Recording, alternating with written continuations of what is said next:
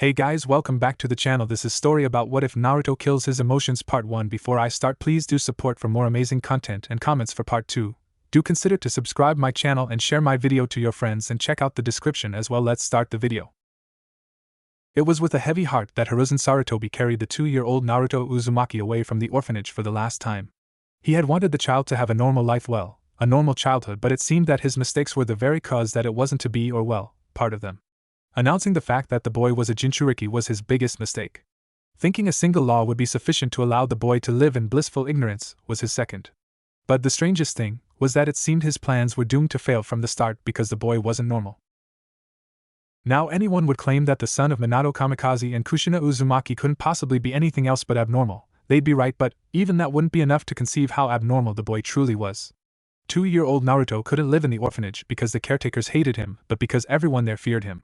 Hiruzen, on the other hand, couldn't help but see the boy the future shinobi as gifted. The boy had the unnatural talent of being able to sense every single negative emotion, aimed at him, or not. He could barely speak, but the boy understood people far better than one could with simple words. The Sandaime was grateful for this gift. Already it spared the boy from attacks.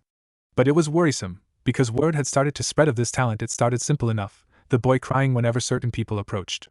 At first, the reports just claimed that he was sensitive. Wasn't that an understatement? But things changed when the child was able to walk. He walked everywhere, innocent eyes watching. The children would never notice him, but a few of the caretakers had seen him lingering in shadows, in places a child shouldn't be able to reach. He was a quiet child from the start, but when he started speaking he held insight that was spot on.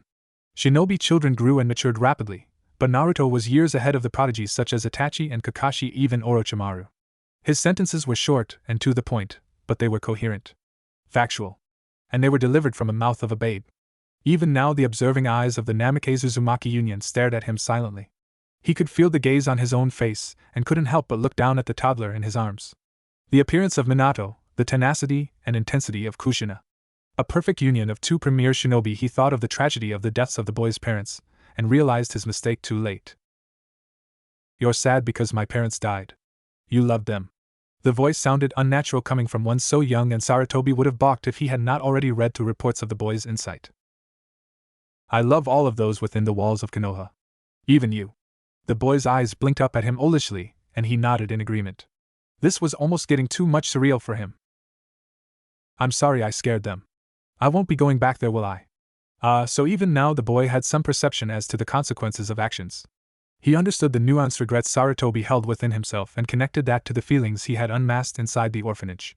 The boy was 2 years old, and yet Hiruzen knew that he could topple countries to their knees. All he had to do was bring the boy to a banquet of a daimyo, and watch as all of their political schemes and intrigue fell around them. "People are really that mean?" The aging Hokage sighed. The boy's innocence wouldn't last for long. "Oh, I'm young. But I'm growing up. Faster than normal. That's weird." The boy had no chance of having anything close to resembling a childhood. All of Hiruzen's plans regarding the boy would have to be scrapped. He was too dangerous left alone. He had no option but to raise the boy himself to help him learn how to control this power of his. He'd rarely be able to see the boy, but it was the best route to take. Left alone, there were all sorts of players that could seek to take advantage of the boy. Danzo alone would. "No, I don't like him either." It was going to be a grueling few years for Hiruzen Sarutobi and his new charge.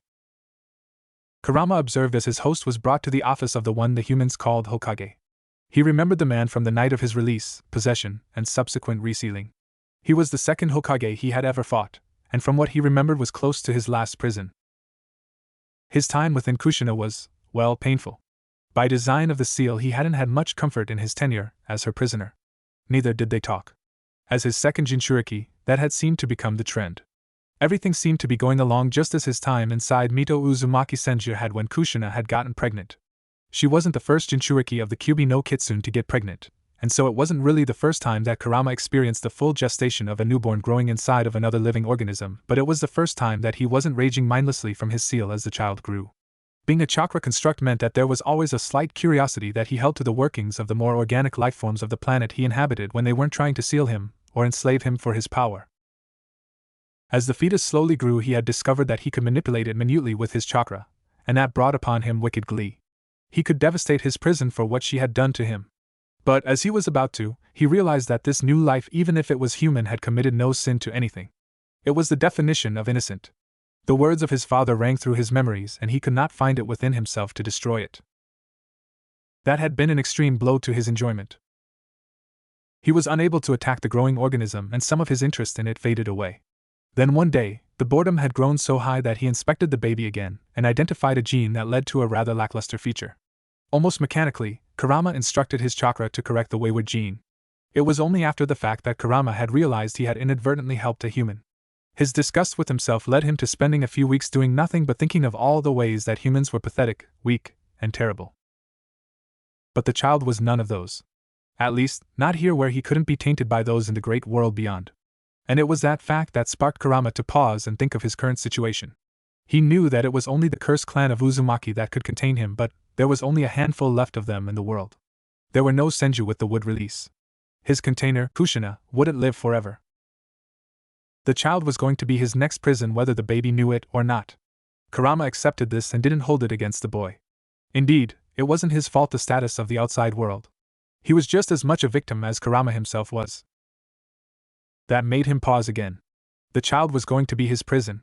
The child, the one that he could strengthen and enhance with no reason to, would be his prison. He had an opportunity before him.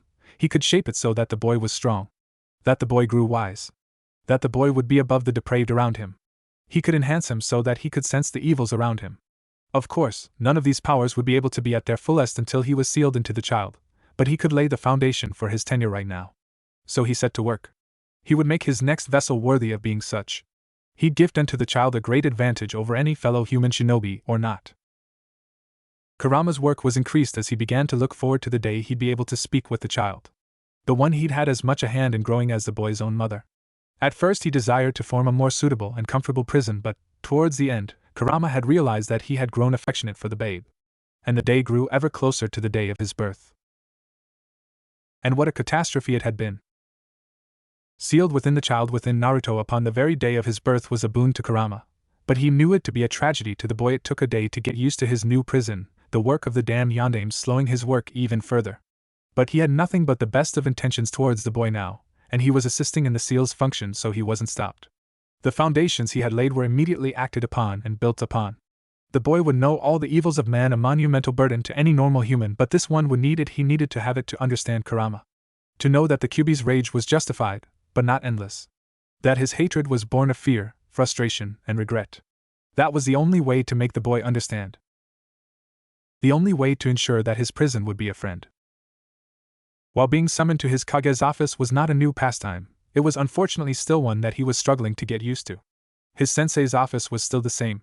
A few of his portraits and mementos were still in their spots. But it wasn't his anymore, it was once more his predecessor's, the Sandaime. As with every loss of a precious person in his life, Kakashi had taken it very hard. Very hard. After all of the progress he had made in dealing with the loss of Rin and Obito, to lose his sensei and father figure, and being unable to stop it was terrible. He'd gone headfirst back into the ANBU, quickly achieving his rank of ANBU captain and taking mission after mission for 2 years. Hiruzen had understood, not approved, but allowed him to cope in his own way nonetheless. That was why today was out of the blue. An unknown. Something about it was making his gut twist uncomfortably, and he didn't know what.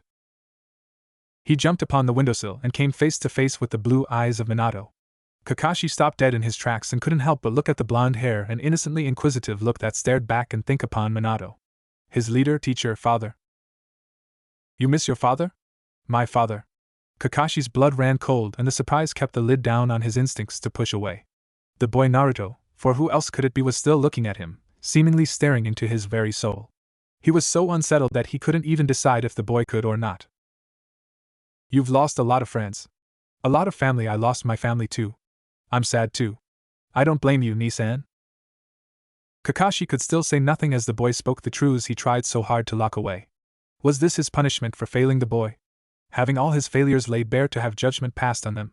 He hadn't forgotten about the boy, he just felt so guilty. So fractured. So broken. He couldn't have raised the boy. He wasn't his father, no one could possibly replace his father. And it was his fault. No. It's not your fault, Nisan. I forgive you though. I think you're nice, you're a good person. It was at that point into the one-sided verbal conversation that Kakashi's instincts kicked back into gear, and he looked around. Besides the amused Sandaime, they were alone. Good. The boy was spewing secrets that even he shouldn't have known about. He'd have to be taught to be more quiet. He wasn't a child anymore, he was 2 years old. Kakashi hadn't been doing missions for that long. He picked up the boy in his arms and looked him over, making sure his sensei's son was all right. He gently turned him this way and that. Looking him over, he couldn't see anything wrong with the boy. He lifted up his headband and looked over the giggling child once more with his Obito's Sharingan. He seemed fine. Well, that's an awesome present. The boy stretched his arms and held his face still so he could look at the eye. Kakashi didn't know what was more unsettling, the boy talking this way so young, or knowing things without them being said. He looked to the Hokage and the old monkey gave a soft grin and gestured for him to sit. Naruto here, Kakashi won't be living in the orphanage anymore. The silver-haired man nodded silently as he sat down, keeping Naruto on his lap. The boy couldn't possibly stay there. Something was wrong or different with him, and they'd have to find out what.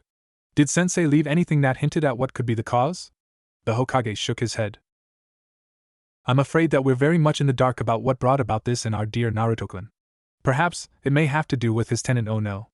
Both men paled and looked to the boy whose face was scrunched up in thought.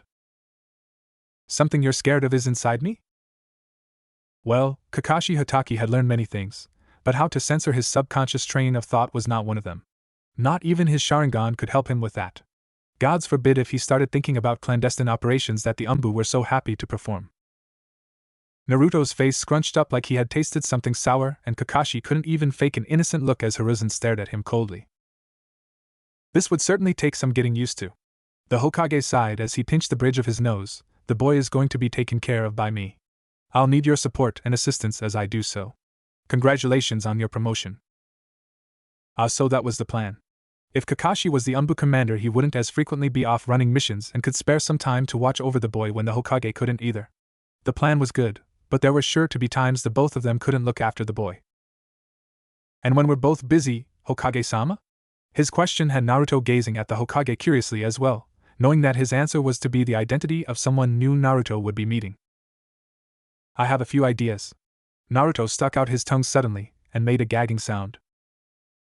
Not him. Gigi, he doesn't seem like a nice person.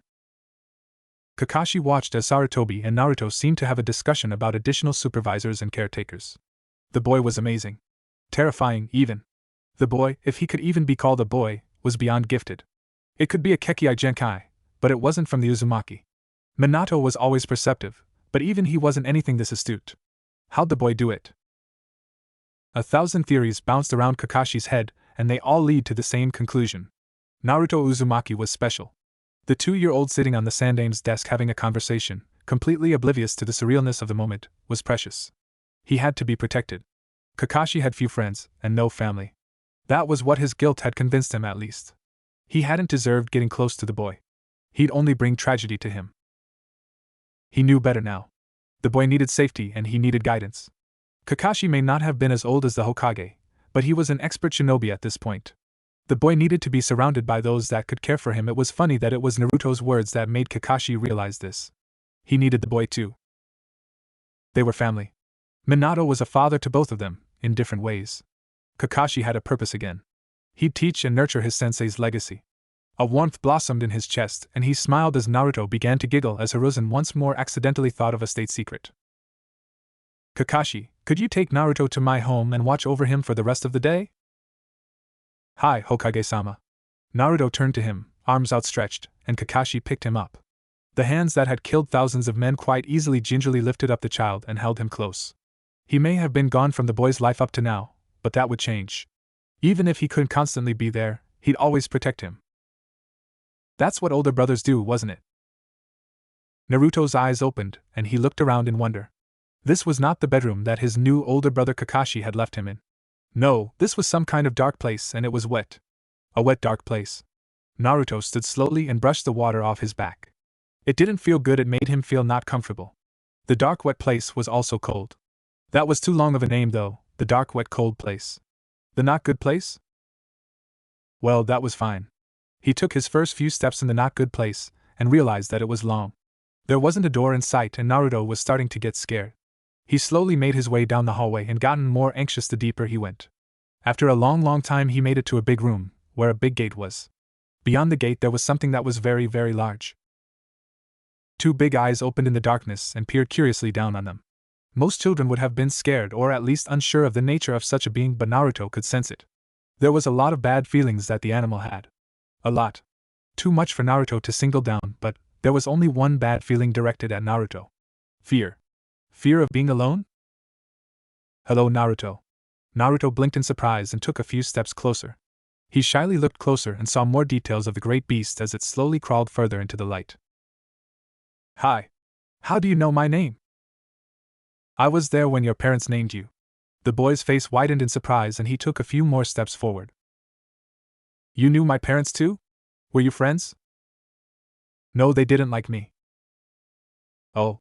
The boy wasn't as exuberant anymore and slowly shrank back into himself, but still stepped closer. What's your name? Are you what Gigi and Kakashi and Ai-san were scared of? Yes. I am the Kyubi no Kitsune. That's a long name. Kurama peered down upon the boy, still not passing any judgment. Things were actually looking good. This had been the longest and most civil conversation he had ever had with another human, besides his father. It is a title. A name people call me. My real name is Kurama. The child nodded instantly, oblivious to the importance of the moment. This was Kurama's first step towards trusting a human for the first time in his life. The child may be taking it as if it was merely a new meeting, but for Kurama himself he was on the cusp of making a bond with another. A friendship. Why are you in here, Kurama? This place doesn't seem really nice. I am stuck inside of a seal, Naruto-kun. Inside of you. This is the manifestation of the seal.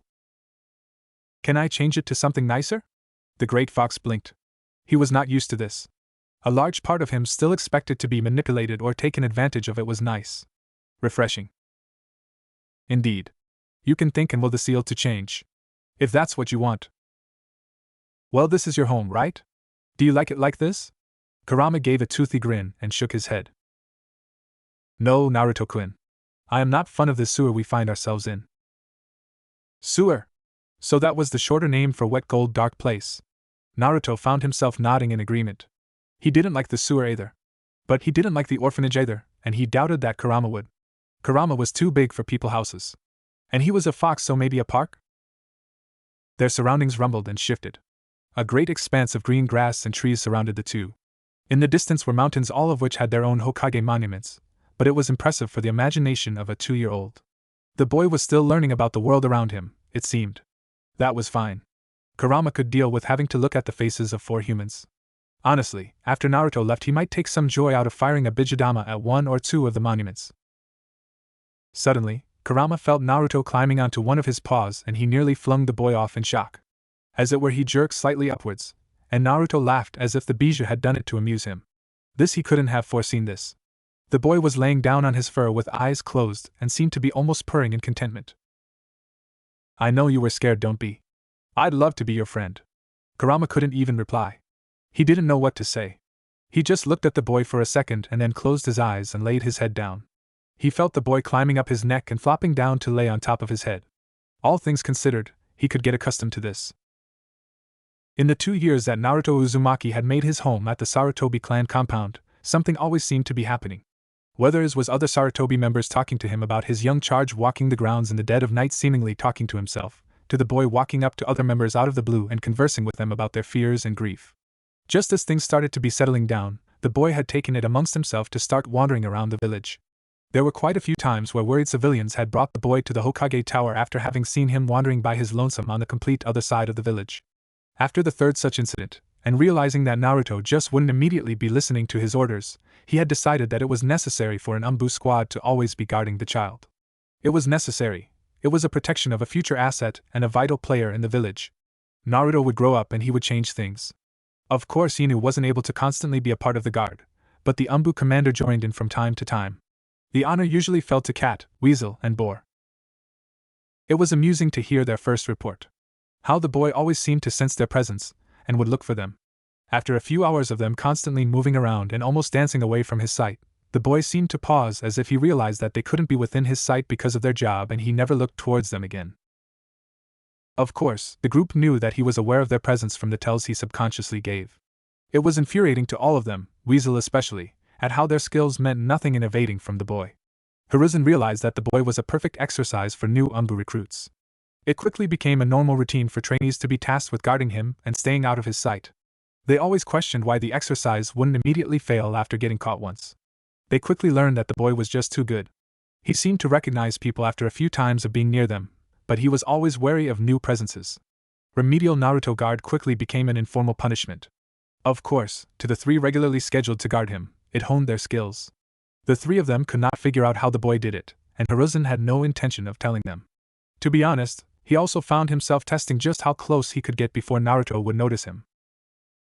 It seemed that speed was his greatest aid in circumventing the boy's senses, but even that wasn't perfect. The boy may have matured quickly, but he was still a child. He didn't have the knowledge, experience, or skills to be an actual threat to any shinobi over the rank of Jonin. That was, until he realized that Naruto was using these practices and times to train himself. It would take an experienced eye to note, but the boy's reflexes were growing, as was his range of sensing. He was 3 years old at that point, and he'd already begun training. It prompted him to sit down and teach Naruto the basics of chakra and their usage. Only to be told that his friend had already told him. Fearing for the worst, he had nearly interrogated the boy before he found out the real identity of his friend. The Kyuubi no Kitsune. That had been quite a discussion. In the end, he could not sway the boy, and he found himself helpless to deny that the boy truly did have far greater insights into a person or being's character than he did. This conversation also cemented that it was the Kyuubi's doing that granted Naruto this empathy. He'd heard reports of Jinchuriki taking upon various styles and gifts of their patron bijou, but those always seemed to be more ninjutsu-orientated. This was on a whole new level. Leave it to the Kyuubi to inadvertently give his host what could amount to the greatest gift among the 9-tailed beasts. And so he began to train the boy at the young age of 3. The youngest to train in Konoha since its founding. He led the boy through his lectures of the shinobi world and of chakra and jutsu theory. The boy absorbed it all. His chakra stores were minuscule. His body weak. But his mind and senses, unnaturally advanced. The boy took to training with a vigor that reminded him of his old genin team, the Sannin. He was always training. After a few months, it was brought to his attention that the boy had roped Weasel into training with him. Apparently, Naruto coerced him into assisting after 3 hours of constantly making Weasel evade his senses. Weasel became his senpai with a vicious fervor, as revenge for being used so by the boy. Hiruzen chose to leave them to settle it out themselves. It would be good for Naruto to have yet another role model, and it was good for Itachi to have some sort of social interaction. That was the difference between the prodigies like Itachi and Kakashi and Naruto. Naruto was becoming more and more outspoken and optimistic. Kushina's personality was starting to appear every so often within the boy, but he still mainly operated under Minato's calm and analytical behavior. After 6 months of training, the 4-year-old had become a shinobi. An inexperienced and amateurish shinobi, but one all the same. His age was the only thing holding him back. He hadn't learned any jutsu, not any from his human teachers at least, but he had been starting to practice the katas of the Uchiha Interceptor style as per Weasel's request. It seemed Naruto's senpai had taken supreme interest in his career and wasn't above disregarding a few clan laws to aid him. In the time he could spare, Hiruzen had also started the boy along the path of the monkey claw style and bojutsu. Truth be told, the Hokage found himself taking great pleasure in instructing such a willing student, and had found himself beginning to lecture upon the basics of jutsu creation without realizing how advanced of a topic it was. The boy was coming along just fine, and Sarutobi found himself allowing him to sit in on diplomatic meetings here and there. They would dismiss the child as only a child, and that was a grave mistake. That was what led up to this meeting between Hiruzen and the ambassador from Kumogakure. A treaty had been reached, signed, and officiated. All that was left was to discuss plans between the 2 villages and host a celebration, send the ambassador back to Kumo with the good news, and they were on their way to having an alliance with yet another hidden village. Hiruzen wasn't naive, but if a tangible peace could be achieved by 3 out of the 5 great nations, it'd be the first true step towards realizing the Shodame's dream of global peace and unity. Yes, he was wary of the treaty, but he was also allowing them the benefit of the doubt. He may not be the Yellow Flash, but he wouldn't be remiss to remind Kumo why he was called the God of Shinobi. In the corner of the room, Naruto sat silently watching the meeting continue with narrowed eyes. The man from Kumo was an okay man, but he had something planned that would hurt someone within the village. And as the shinobi of Konohagakure, Naruto wouldn't let him enact his plan. Naruto watched silently as the Kumogakure ambassador radiated with a suppressed intent to do harm. Hiruzen, his Hokage, had spoke to him of proper diplomatic etiquette. Him allowing the young Uzumaki listen into such proceedings was presumptuous as it was. To interrupt or act out would be unseemly and embarrassing for the Hokage. He had to be on his best behavior. If he sensed something that was important, but not critical, he was to wait until after the meeting to debrief with Hiruzen. If it was critical, he was supposed to signal the ANBU in the room. Which was what he was currently doing. Yawning and stretching his arms out to his sides and then back, and then looking out the window with a sigh. That would trigger a broad sweep of the room and surrounding Hokage Tower. After Naruto had foiled an Iwagakure assassin attempt by exposing the assassin preemptively, word had spread around the ANBU headquarters that the Hokage's ward, the Jinchuriki, could become quite the useful tool for village security as well as protecting their Kage. Sarutobi had watched on in amusement for nearly a week as Inu and I, Weasel Senpai, and Naruto had established a complex form of code in his office. The boy treated it as professionally as he could as always, but seemed to enjoy trying to think of subtle tells that others would ignore, as if making their own secret code was a game.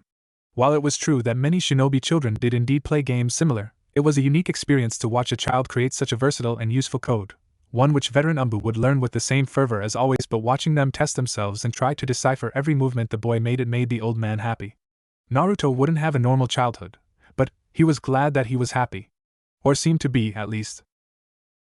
After alerting the ANBU, Naruto slowly reached towards the Hokage and merely pulled his sleeve twice. There. His job done, Naruto relaxed and tuned the conversation out.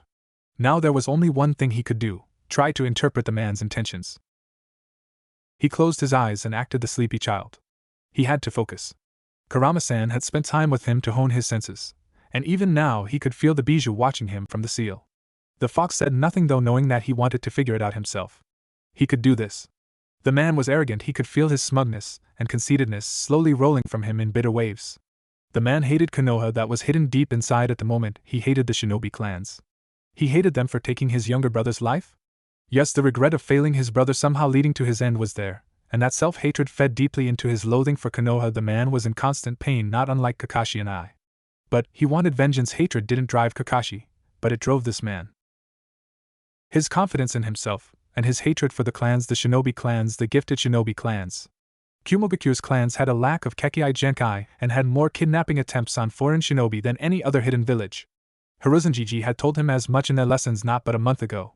If that was the case, then this could be another kidnapping attempt. It would be a good opportunity to attempt to steal away a Konohan bloodline on the eve of brokering a peace between the two nations. Konoha had been preaching peace between shinobi nations ever since the last shinobi war, but which clan would be the victim? He doubted that he was the target. Gigi had told him how his mother was almost kidnapped by Kumogakure decades earlier, only being saved by his father, so the target could have been himself, but the man had no intent towards him. No, it was another clan. The most logical targets would be the Uchiha, Yamanaka, or the Hyuga. Naruto nodded slowly before catching himself. He had a role to play and he couldn't allow the ambassador to realize that he'd been made. He'd pretend to doze until the meeting was concluded. That was when he'd tell his Hokage of the secrets he had learned. He could feel the pride Kurama sent towards him from the seal, and he nearly smiled. He was happy to be of use to the village and his Gigi. He'd make sure this man's plans failed at all costs. Hiruzen sighed and rubbed his temples. The room had been cleared and Naruto sat across from his desk and Kakashi and Itachi stood on either side. The news was not favorable, honestly. Hiruzen was greatly saddened and also frustrated that his desire for peace was once more being taken advantage of by a fellow Kage. Thank the gods for Naruto, he wouldn't have become suspicious until it was too late otherwise. Why didn't we stop him, Gigi? Because he hasn't committed any crime as of yet, Naruto. If we arrest him for thinking of committing a crime, well, that wouldn't stand with Kumo. The boy blinked and nodded his head in agreement. He was young and some of his naivety still held sway, but he was learning. He was learning much quicker than anticipated. Back to the matter at hand, they had to be careful. They had ANBU following the Kumo representatives, but they didn't know who the target was or when they'd strike. Making sure the extra detail of ANBU wasn't discovered was also imperative. The thousand variables circling the situation made the aging shinobi really wish that his successor had been able to be here in his stead, but he wasn't, and it was up to him to keep his village safe. To uphold the will of fire. He had to stop himself as he saw Naruto's face grow saddened at the reminder of his father. Hiruzen steeled his resolve. He'd protect the families of Konoha if only so that no other child need feel the pain Naruto felt. Reinvigorated, Hiruzen rose from his seat abruptly. It was a mark of the severity of the action that the two shinobi and a child instantly silenced and subconsciously stilled for orders. Inu, alert the clan heads. Send a squad to every clan compound. Weasel, take Naruto to my compound and guard him. Kakashi wasted not a single instant and was gone to fulfill his orders and protect the village his family gave their lives to protect. He paused as he sensed the hesitance in both Naruto and Itachi to sit on the sidelines. "Gigi, I can help. I can sense when he is going to make his move." Itachi said nothing. If anyone would be able to talk Hiruzen down from his last order, it would be the 4-year-old child who could sense any malicious lie or secret, who could read a person better than even the Hokage himself could. "I will not risk your safety in such an operation. This is non-negotiable. Go, Weasel. Now." Naruto opened his mouth to continue his argument, but Itachi heard the steel beneath the order, and knew this wasn't Hiruzen Naruto's Gigi talking, it was the professor, the god of shinobi. And Itachi didn't dare anger his leader, and so promptly left with the boy mid-rebuttal. Sarutobi sighed once again, left to the quiet of his office. He didn't know the exact moment, but he had gotten so old. He could feel it now. He was still as strong as the best of any jounin, but he could feel the weakness in his bones and the pain in his joints. His mind felt as young as ever, but his body rebelled with each direction. His dreams were still as vibrant as ever, of a world where children need not train to kill. What he'd give to bring peace to these petty and squabbling nations. He was less optimistic each and every day. He'd really thought that the Yondaime Reikage had changed his mind. How foolish of him. The warmongering ways of Kumogakure seemed to be in full effect even now. He groaned as he realized how long Danzo was going to hold this latest development over his head. He wouldn't be surprised if his rude agents were just waiting in the shadows to take advantage of this situation. That thought rooted him back in the present. He was losing himself to the stress of the moment. He needed to protect his village. He may have gotten softer and weaker in his old age, but he wasn't any less protective of those he served. And his judgment would be as cold and swift as the kunai he'd used to end the lives of the enemy of Konohagakure. That was for certain. Naruto sat silently as Weasel Senpai stood silently, his vigil over the young boy absolute. Anyone else observing the young teen would infer nothing from his stance. And if they could see his face beneath his mask, they'd find the mask was more expressive. But for Naruto, this was the most troubled his caretaker and mentor had ever been. Anxiety, worry, anger, regret, fear. Fear that the Uchiha would be targeted. That his brother would be stolen from him while he was guarding Naruto. The realization that he was holding Weasel Senpai back from aiding his family stung Naruto. He had no desire to burden anyone, especially one who genuinely cared for him and was kind to him. He sensed every fear the usually stoic Uchiha held, and it nearly overwhelmed him. His fear for his brother, for his family, was smothering the Uzumaki to such a degree he was starting to get panicked. Fear of loss, hatred at himself, anger at his powerlessness. The Yukika felt everything so much more than normal people. It must be the curse of hatred Kurama-san liked to go on and on about. About the vile Uchiha and their bleeding hearts and corrupted eyes. Weasel Senpai must have been a very strong Uchiha indeed if he felt emotions this deeply. As it was, Naruto didn't like his friend and senpai feeling this way. But his senpai knew him well. He couldn't talk him into going with him to stalk the ambassador. Weasel Senpai wouldn't let himself be manipulated into escorting Naruto against a direct order from the Hokage. But what could he do? Naruto could still sense the ambassador, and he could tell he was nearing his point of action. He needed to stop him himself. He wanted to show everyone that he could be a shinobi. That he could save them as they saved and cared for him. So he had to think. He couldn't convince Weasel Senpai with logic, but he could use his fears against him. It was a simple idea and a staple tool of any shinobi, but it was one that made Naruto hesitant to use against his ally. His friend. But what choice did he have? If he wanted to prove that he was a shinobi, he had to act like one. Even when it made him feel bad. Weasel Senpai. He's moving. Good. He had his senpai's attention. Time to bait the hook. The Uchiha. He's going after Sasuke Uchiha. The ANBU are being distracted.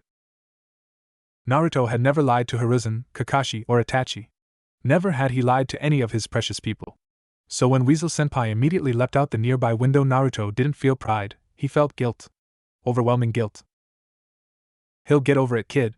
If you want to act, you best be careful. Naruto nodded his head in agreement, and was off. He made his way across the rooftops, effortlessly evading all ANBU patrols. He'd make his Hokage proud. He'd make Kakashi and I proud. And he'd find some way to apologize to Weasel Senpai. Maybe buy him a case of his favorite Pocky. Well, ask Kakashi and I to loan him the money to buy the Pocky if he couldn't convince Gigi to count this as his first mission. Actually, he'd probably have to think of a way to apologize to all three of them after tonight. Thus was Naruto's mind consumed on what he was going to say as he followed the Kumo ambassador towards the Hyuga compound. Maybe this wasn't the greatest idea. Itachi had crossed the village faster than he ever had before, and within a minute of reaching his clan's compound barreled into his younger brother's room through the windows, sword drawn and Sharingan moving about the room wildly. His entrance caused his brother to wake up with a cry of fright, and it wasn't much longer before his parents entered ready to assault Itachi before they realized who he was. Fugaku sheathed his kunai and narrowed his eyes. Itachi-kun, what are you thinking? The Kumo ambassador, where is he? Fugaku's eyes hardened and he snarled, so he's targeting the Uchiha then? Fool. Itachi ignored his father for the moment, and tried to find anything out of place, any sense of the ambassador's chakra. It could be that Itachi had gotten there early, but that was absurd. Naruto had been quite alarmed and he wouldn't have been so dire if the situation didn't necessitate it. At least the boy hadn't done so before now. As he had a moment to calm himself, Itachi started to get an uneasy feeling in his stomach. Father, watch over Sasuke. I'll go confer with the others outside the compound. The Uchiha patriarch nodded. The unspoken agreement that Itachi's best course of action was to confer with the ANBU was clear. As Mikoto sat on Sasuke's bed to comfort the young Uchiha, Itachi exited the way he came. After replacing his mask, he made his way to the nearest squad and landed beside their captain. Tiger-san, has the suspect been apprehended entering the Uchiha compound? The captain shook his head. No, Weasel-san. There have been no sightings or alerts. What made you think the ambassador was coming here? Naruto-kun informed me that he sensed a man was after Sasuke-kun. The tiger mask nodded once in understanding. We'll do another sweep of the borders of the compound, and we'll call a squad to guard the target. With another nod of his head, Tiger and his squad was off to do their duty. And Itachi's worry only increased. If the ambassador was not here already, then he wouldn't have been coming here. And if he hadn't been coming here, then Itachi Uchiha had been duped by a 4-year-old boy who used his gift to manipulate him masterfully. He didn't know if he was more proud of the boy or furious. As he raced off back towards the Sarutobi clan's compound, he only hoped the child had rethought his plan and returned back to the compound. If not, Itachi was going to be in some hot water with the Hokage. And that was if the boy wasn't harmed when he tried to save the day. Naruto listened to Kurama's instructions and diligently obeyed them. He could fool anyone in the world, but he couldn't lie to Kurama. They were too intertwined for either to fool the other, and that was the way Kurama seemed to like it. So he had to promise to listen to the fox's orders if he wanted his support in foiling the Kumo ambassador's plot. Naruto was well versed in the application of chakra, but he was young. He didn't have a lack of potential reserves to draw from. His chakra coils were weak and still developing. Even with the manipulation of the Kyuubi, his body was still too young to be a threat to a fully trained shinobi. At least, his body alone. His body had also been coaxed into becoming a perfect vessel as a Jinchuriki. His body was the strongest the humans could naturally be, and his affinity to housing and channeling the chakra of the Bijou was unmatched by anyone in shinobi history. At the moment, if he performed a perfect bond with Kurama and fought in tandem, he could maintain the full chakra cloak for approximately 5 minutes. But the seal was locked. The two had discovered that there was a key to the seal only recently in their attempts to decipher the Shikifujin. Until they found some way to gain the key or to unlock it through Fuinjutsu lockpicking, if that was even possible, Kurama could only imperfectly flood a single tail's worth of chakra, safely, into the 4-year-old. That'd give him 30 seconds of usage before it'd start to have an effect on his body. If he allowed Kurama control, it would be enough of a jump to have on the unsuspecting Kumonin. He quickly darted into the shadows of an alley as his target passed beneath him in the sewers. An interesting choice of movement, and a rather risky one. ANBU did indeed regularly patrol the underground tunnels, and if caught there weren't many means of escape. And unless he was extremely skilled in earth jutsu, tunneling out would be a 50-50 shot at best. The only time going in the sewers of an enemy village on such a mission would be if he had acquired the schedules for ANBU patrols. That was a troubling though. Made even worse as Naruto could sense that there were no ANBU anywhere near intercepting the ambassador. This was really bad. Really, really bad. Maybe he should have found some way to convince Itachi to accompany him. Thinking of his senpai made Naruto nervous for a completely different reason. Naruto! Focus! Naruto silently nodded his head and focused on the task at hand. He couldn't worry about the repercussions, he had to see his mission through. He had to be a shinobi. If he was stupid, then Gigi, senpai, and Kakashi and I would all be upset at him. And just feeling their disappointment and frustrations, the thought made him cringe. He hated when those he cared for felt those emotions towards him, so he'd make it so they wouldn't have to. He'd do his job perfectly, and they couldn't be mad. His vigor renewed, he tailed the shinobi across the village. It wasn't long before he began to believe he knew their destination, the Hyuga complex. So, Kumo was after the Byakugan. He stilled across the street from the complex as the ambassador rose from the manhole down the block. He peered around the corner of the building but could see nothing where he knew the man to be. He was quite skilled in infiltration, it seemed. Big surprise, Naruto realized. He shook his head and using the barest amount of chakra he scaled the wall. He noted that there was indeed an ANBU patrol, but they were sedentary. Alert but not moving. How could they not sense? The Kumo was gone. At least Naruto couldn't sense him at all. How was that possible? He could sense his emotions, but they were muddled, and it was hard to pinpoint exactly where they were. It was as if his brain didn't know how to process his empathy anymore. Genjutsu. Naruto groaned and Kurama quickly disrupted his chakra system. With a start, Naruto realized that there was an extremely light buzzing noise in the back of his hearing. Smart. An auditory-based genjutsu. One that wouldn't immediately alert the clan with the eyes that can see chakra. Incredibly smart. They had really planned well for this mission. They better have if they had wanted to kidnap a citizen of Konohagakure if Naruto had anything to say about it. The young child swiftly flung himself up into the branches of a tree hanging above his perch and silently maneuvered from limb to limb, making sure to keep within a certain range of his target. His Gigi had taught him tree walking early on in order to assist his learnings of the monkey claw style. The style was the most useful when the practitioner of the style was amidst the branches of a tree. It gave the young boy a sense of belonging amidst the treetops of his home, and made him that more deadlier when acting within the forests of Hai no Kuni. Truth be told, Naruto had taken quite a liking to the style, in part to wanting to emulate one of the most precious and important people in his life and also in part to the maneuverability the style prompted. Where the Uchiha interceptor katas were quick, they were rigid upon defending. The elites of the Uchiha clan were the most dangerous when they were stationary and had clear range of vision. Their Sharingan gave them ample time to map out their opponent's next move, and the space gave them ample time to react to any incoming threat. The style was based around being able to counter strikes quickly while also allowing the shinobi to shift into casting a jutsu at any time. It was perfect to also counter foes who came at you en masse without the benefit of the Sharingan, though the style became next to useless. It was only Naruto's ability that allowed him to salvage as much as he could, twisting the style and perverting it to match his sensory power. That alone wouldn't be enough for him, though. It was the addition of the monkey claw style that would give the boy that edge he needed against foes that would normally overwhelm him. This is what Hiruzen and Weasel Senpai had told him many a time. Of course, they had meant in the future when he was an actual recognized shinobi of Konoha and not before his chakra coils were even finished developing. Nevertheless, it was his understanding of the monkey claw style that truly allowed the boy to not rouse his prey's suspicion. The infiltrator had managed to make his way unheeded by the Hyuga until he stood before a bedroom door. Naruto had to restrain himself until just after the man enacted his plot. He was facing a jounin. He was not even yet a genin. He couldn't fail here, there was too much at stake. He had to get it right. The man entered the room and grabbed a sleeping girl, ensnaring her in a genjutsu which she was helpless to resist. This was the moment that Naruto struck. He threw his training kunai at the man, making sure to toss two others on intercept pads in the two most likely routes of evasion. The would-be kidnapper dodged out of the way at the last second, evading the subsequent kunai easily, and launching two shuriken at Naruto's initial position. Naruto watched impassively from underneath his original perch, remaining calm as adrenaline pumped through his veins and the enemy shuriken sailed over him. The boy knew just how risky his current situation was in, and he knew the risk and what it could cost him. He wouldn't be rash. He'd prove that the lessons he'd been taught hadn't been given in vain. He'd act like a shinobi would. The Kumo couldn't let any witnesses live, and every second that he was impeded from obtaining the package and retreating severely increased the chance of detection and mission failure. He'd have to take care of Naruto quickly.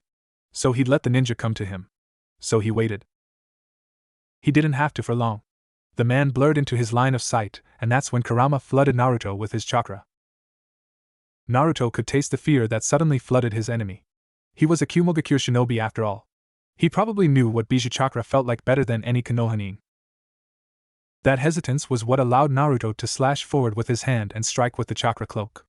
Large gashes opened up on the would-be kidnapper's chest. Naruto moved quicker than he ever had and used his enemy's movements against him to swing around and grab the bag before pushing off with his feet. The force sent him, and the young girl, safely up to the roof, while it pushed the infiltrator forwards. Naruto frowned as the one-tail cloak dissipated, but then blinked and sighed in relief.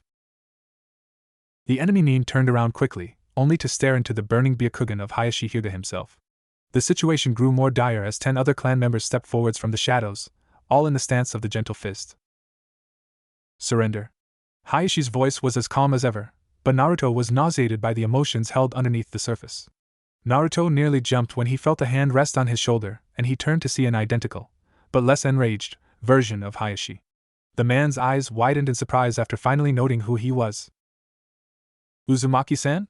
Naruto grinned sheepishly, and that nauseating feeling only grew as an ANBU squad materialized on the same rooftop. He paled as he stared into the emotionless mask of a weasel as the girl he had rescued was taken out of the bag and placed within the Hyuga's arms. Naruto nearly wished that he could control his gift, that way he wouldn't be able to sense his senpai's disappointment and rage, and even worse, his fears as to the condition he'd find Naruto in. Excuse us, Hizashi-san.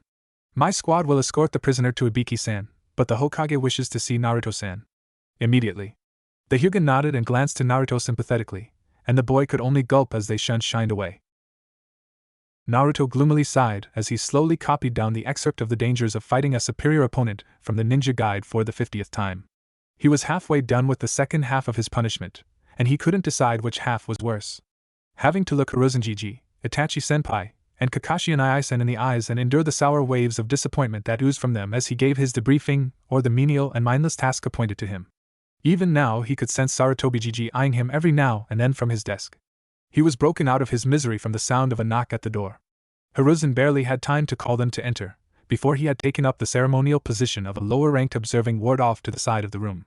Hayashi Hyuga entered, and alongside him was the young girl Naruto had saved. The two Hyuga bowed in respect, and Naruto bowed back while Hiruzen nodded. Hayashi stepped forward. Hokage-sama, I'm here to inquire as to the fate of the infiltrator, and Hinata here has something to say to your ward.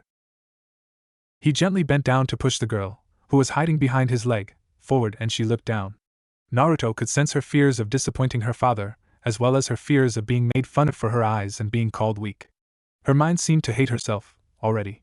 Naruto wasn't used to feeling these emotions from children around his age, and it was a little surprising. She quickly bowed. Thank you, Uzumaki-san.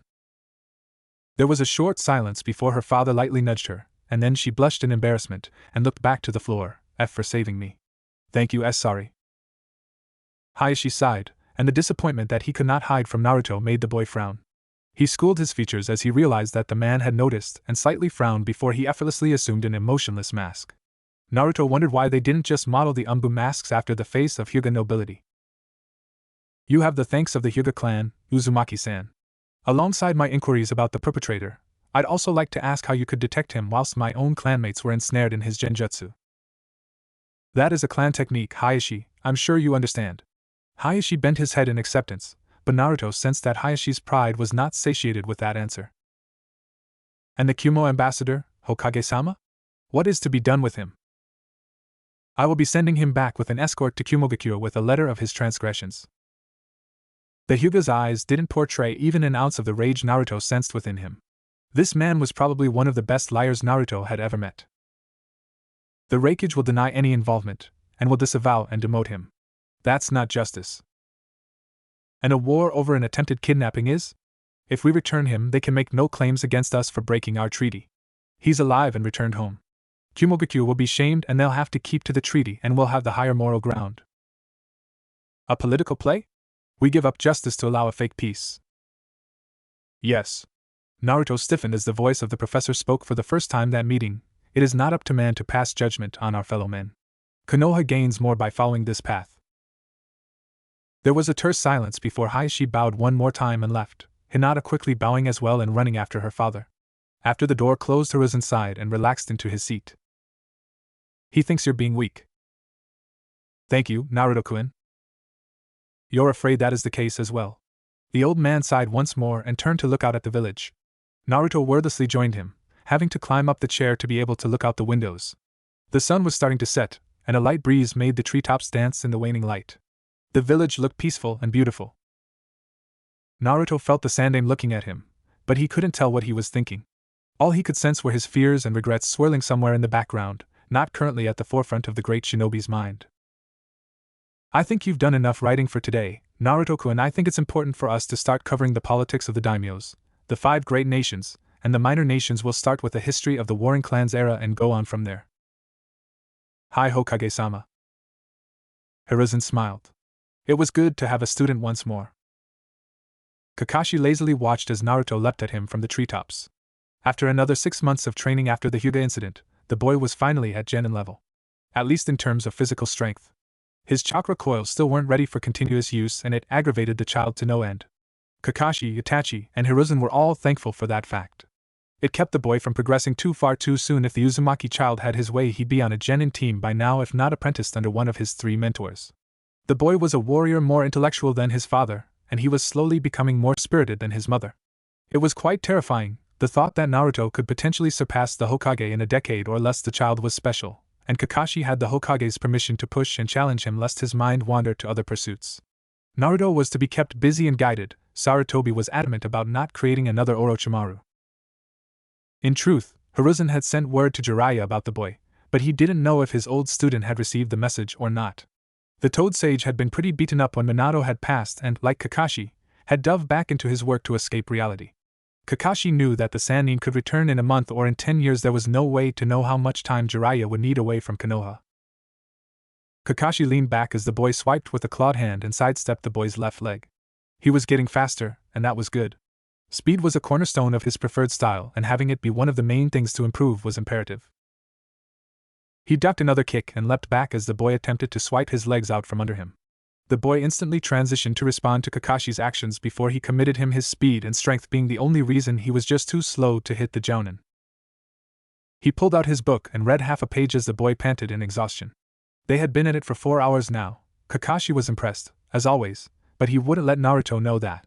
Arrogance wasn't a useful trait for any shinobi. He tensed as the boy took a deep breath and then suddenly sprouted a chakra cloak. Not good. He finally decided to use his ace. He'd only be able to use it for 30 seconds, but that'd be the most tense 30 seconds of Kakashi's day. Kakashi instantly discarded Ika and uncovered his Sharingan as the boy flew at him faster than before. Kakashi leapt into the air, launching a kunai with ninja wire into a nearby tree. The boy's chakra claws speared upwards towards his location. 10 seconds. He pulled himself out of the way of the chakra claws, only for a third chakra arm to slice through his taut ninja wire, leaving him airborne without a means to redirect himself. A fourth chakra arm speared into him from behind and Kakashi's body disappeared with a puff of smoke to reveal that the chakra construct had pierced a log. Naruto snarled and turned to directly face Kakashi, who was hidden behind some trees. 20 seconds. The chakra arms flew towards Kakashi and he quickly dashed through the trees, circling the boy's position. He could feel the boiling chakra swipe right behind him and he dove back out into the middle of the clearing. 30 seconds. He widened his eyes in disbelief as the boy roared at him and charged, the cloak still active, his skin starting to peel off of his body and dissipating into the cloak. Before Kakashi could do anything, the child's eyes rolled back into his head and he collapsed onto the ground, the corruptive chakra incinerating the grass beneath him. After 2 seconds the chakra cloak disappeared and Kakashi wasted no time in picking up the boy and dashing towards the hospital. Like hell, he'd let one training session ruin the boy's life. He poured lightning chakra into his legs and ran faster than he ever had. His brother would not die today. Kabuto had a troubled life. A very troubled life. If you asked anyone else, they would actually say that it wasn't much of a life at all. But it was all the young man had. He didn't remember his parents, he didn't remember his own name, he only knew what was given to him. His name, Kabuto, from the orphans at the orphanage. His glasses from Nono. His training from Danzo, his adoptive mother's death at his own hands from Danzo. His new role from Orochimaru-sama. He didn't know who he was himself. Kabuto was a canvas and he had mastered changing and becoming whatever he was told to become. He hated how he felt. Even he didn't truly know who he was. Why should he? No one else knew who he was either, so why did it matter if he did? Except, it did matter to him. It kept him up at night. He was stationed back inside Konoha once more, under even Danzo's nose, and he didn't know if he hated the village that took his family from him, or loved how it made him remember when he was a true shinobi of the leaf, and how it made him feel that he belonged. As with everything else in his life, he felt indifferent to him. The village didn't give him anything now that its use for him had been used up. He was a spy now. And spies were everything and nothing. Kabuto hated being nothing. And that's what drove him forward with a nearly unmatched zeal into his studies and training his skills. It's what made him deadly. He perked up from his work on writing a file as he felt his supervisor's chakra signature approach his cubicle. He was years ahead of every nurse or doctor in this building, but it was necessary to blend in and that was hard to do from the limelight. So he found himself stuck in the lowly position of cubicle work most of the time. Kabuto, come. We have a special case, that could be quite the learning opportunity. Kabuto nodded politely, put down his pen, and followed quickly. He was led towards an emergency shinobi trauma room and almost blanched. He identified 2 of the chakra signatures inside as belonging to Hiruzen Sarutobi and Kakashi Hatake. Not a good sign. He was going through escape plans all the way across the threshold of the doorway, and even as he walked up to the side of the bed, a young child with blonde hair laid on it, and tossed and turned as his burned-off skin slowly regrew in front of their very eyes. Kabuto was astounded at the rate of natural healing. It was quite impressive. Orochimaru-sama would definitely be interested in hearing about this ability. This is patient Naruto Uzumaki. You will be in charge of his stay. Surprising. Kabuto outwardly blinked and glanced at his superior, eyeing the Hokage from the corner of his eye. Why me? He almost tensed when the professor took a step forward. Naruto-kun is a special child, and we believe that having a younger doctor, such as yourself, will put him at ease. Kabuto's eyes narrowed as he knew there was more that wasn't being told, but he merely nodded his head. He was a doctor of Konohagakure, a lowly genin, nothing more. I'll take good care of him. The Hokage nodded and left the room, starting to discuss something with the head doctor, and Kakashi gave Kabuto a penetrating stare. You better. A lowly doctor wouldn't scoff at the Jounin's threat, and so he didn't. Imagining the day he could shed the skin and rub it in the arrogant ninja's face was a strong secondary reaction instead. He took a second to look over the boy more intently, desperately ignoring the ANBU studying him from outside. This child was receiving more security than a clan heir would. He must be the Jinchuriki. Naruto opened his eyes after having a long discussion with Kurama and losing access to the badass chakra cloak and any training spars until he really understood the severity of abusing such a badass gift. Blah, blah, blah. Naruto knew that he shouldn't have pushed the limits of overusing Kurama's chakra. He knew how dangerous it was, but he couldn't help it. Kakashi had kept reading his book, and it was beginning to grate on Naruto's pride that he was only taken seriously when he fought as a Jinchuriki. He had apologized to Kurama, and accepted the additional punishment of feeling what he put his body through, and had woken up to feel his body on fire. His skin burned and his pain clouded his mind and made his vision blurry. He heard a mechanical beeping from a nearby machine quicken exponentially, and then he felt soothing, green chakra healing his body and numbing his nerves. The medic nin worked diligently, and after a few minutes Naruto was able to open his eyes all the way and see clearly. His doctor was a surprisingly young. Naruto knew how hard medical ninjutsu was, and you had to be extremely proficient to be a doctor in the shinobi hospital. He had silver hair tied back with really non-assuming glasses. The doctor gave a warm smile and his eyes checked Naruto over for any injuries. He spoke, and the words were warm and kind. I'm glad to see you're doing so well, Naruto-kun. Naruto immediately tensed up as his fight or flight instincts kicked in. This was wrong. This was all wrong. Everything Naruto was seeing and hearing didn't even come close to what boiled beneath the surface of the man. Stop. Go away. Naruto began to panic and tried to leave his bed, and he began to struggle harder as his doctor began to physically hold him down. Naruto-kun. Stay still and calm down. I'm not going to hurt you. Naruto struggled, even as he sensed that the man was technically speaking the truth. He wouldn't hurt him right now. After a few more tries, Naruto took a quick breath and was about to call for the ANBU outside to aid him. He could sense that they were just out of earshot but within sight, and if he gave them the code they'd know that he was in trouble. It was as he moved his hand to the side, about to signal his guards, that he sensed something else within the man. Fear. Fear of being found out, fear of someone in Konoha, fear of Danzo. Naruto froze. His eyes searched the black eyes of the silver-haired man, and he relaxed against his pillow. You know Danzo? Killing me now won't help you. You serve Danzo then? Kabuto blinked and opened his mouth, and Naruto knew a sickly sweet lie was all he was going to hear, so he cut him off. You can't lie to me, and I know you don't serve him anymore. Now you serve Orochimaru? Really, that's not much better. Both men are callous manipulators with almost no degree of empathy, but you already know that by now. Naruto grinned at how flustered he was able to make the doctor. What's your name, by the way?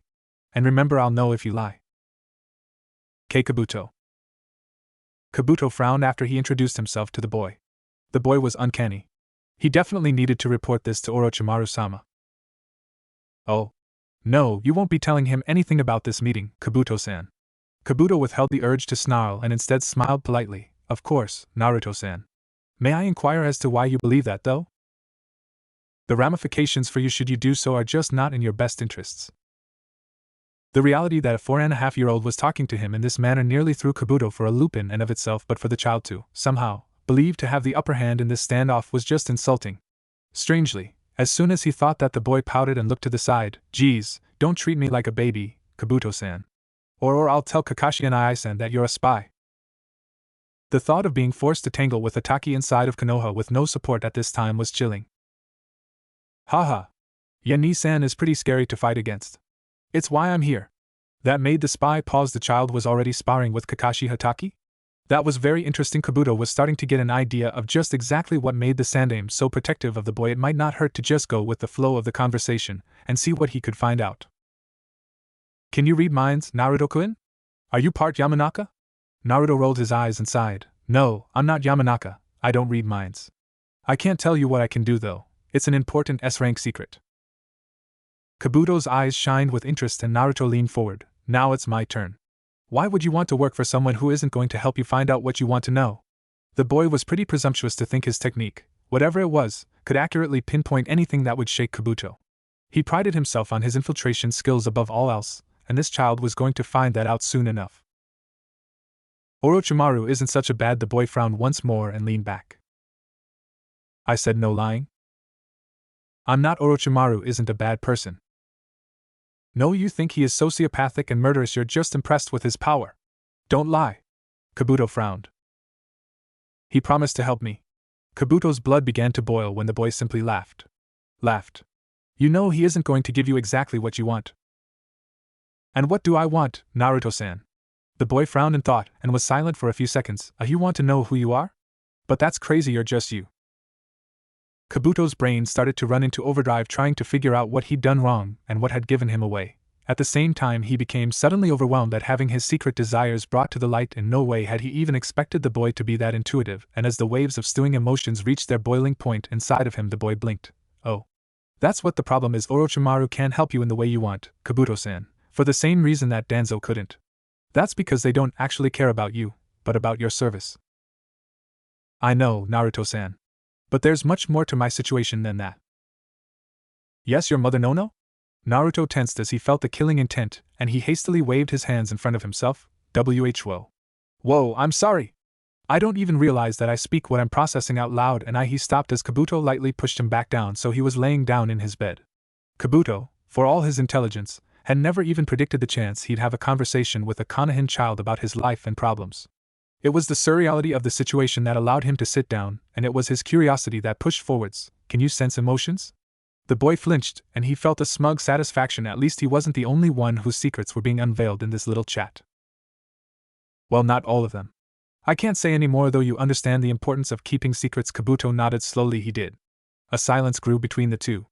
Kabuto couldn't leave the boy with this knowledge. He couldn't risk it. But he couldn't kill him, and he wasn't a Yamanaka, and kidnapping the Jinchuriki wasn't possible. And as he thought of potential actions, he watched the boy's face and realized that the boy knew what he was thinking, and he himself was at some form of impasse. Kabuto-san, I have an idea. The vulnerability present in the young child as he spoke was very surprising. It was then that Kabuto realized he was talking to a 4-year-old this entire time, and he could relate.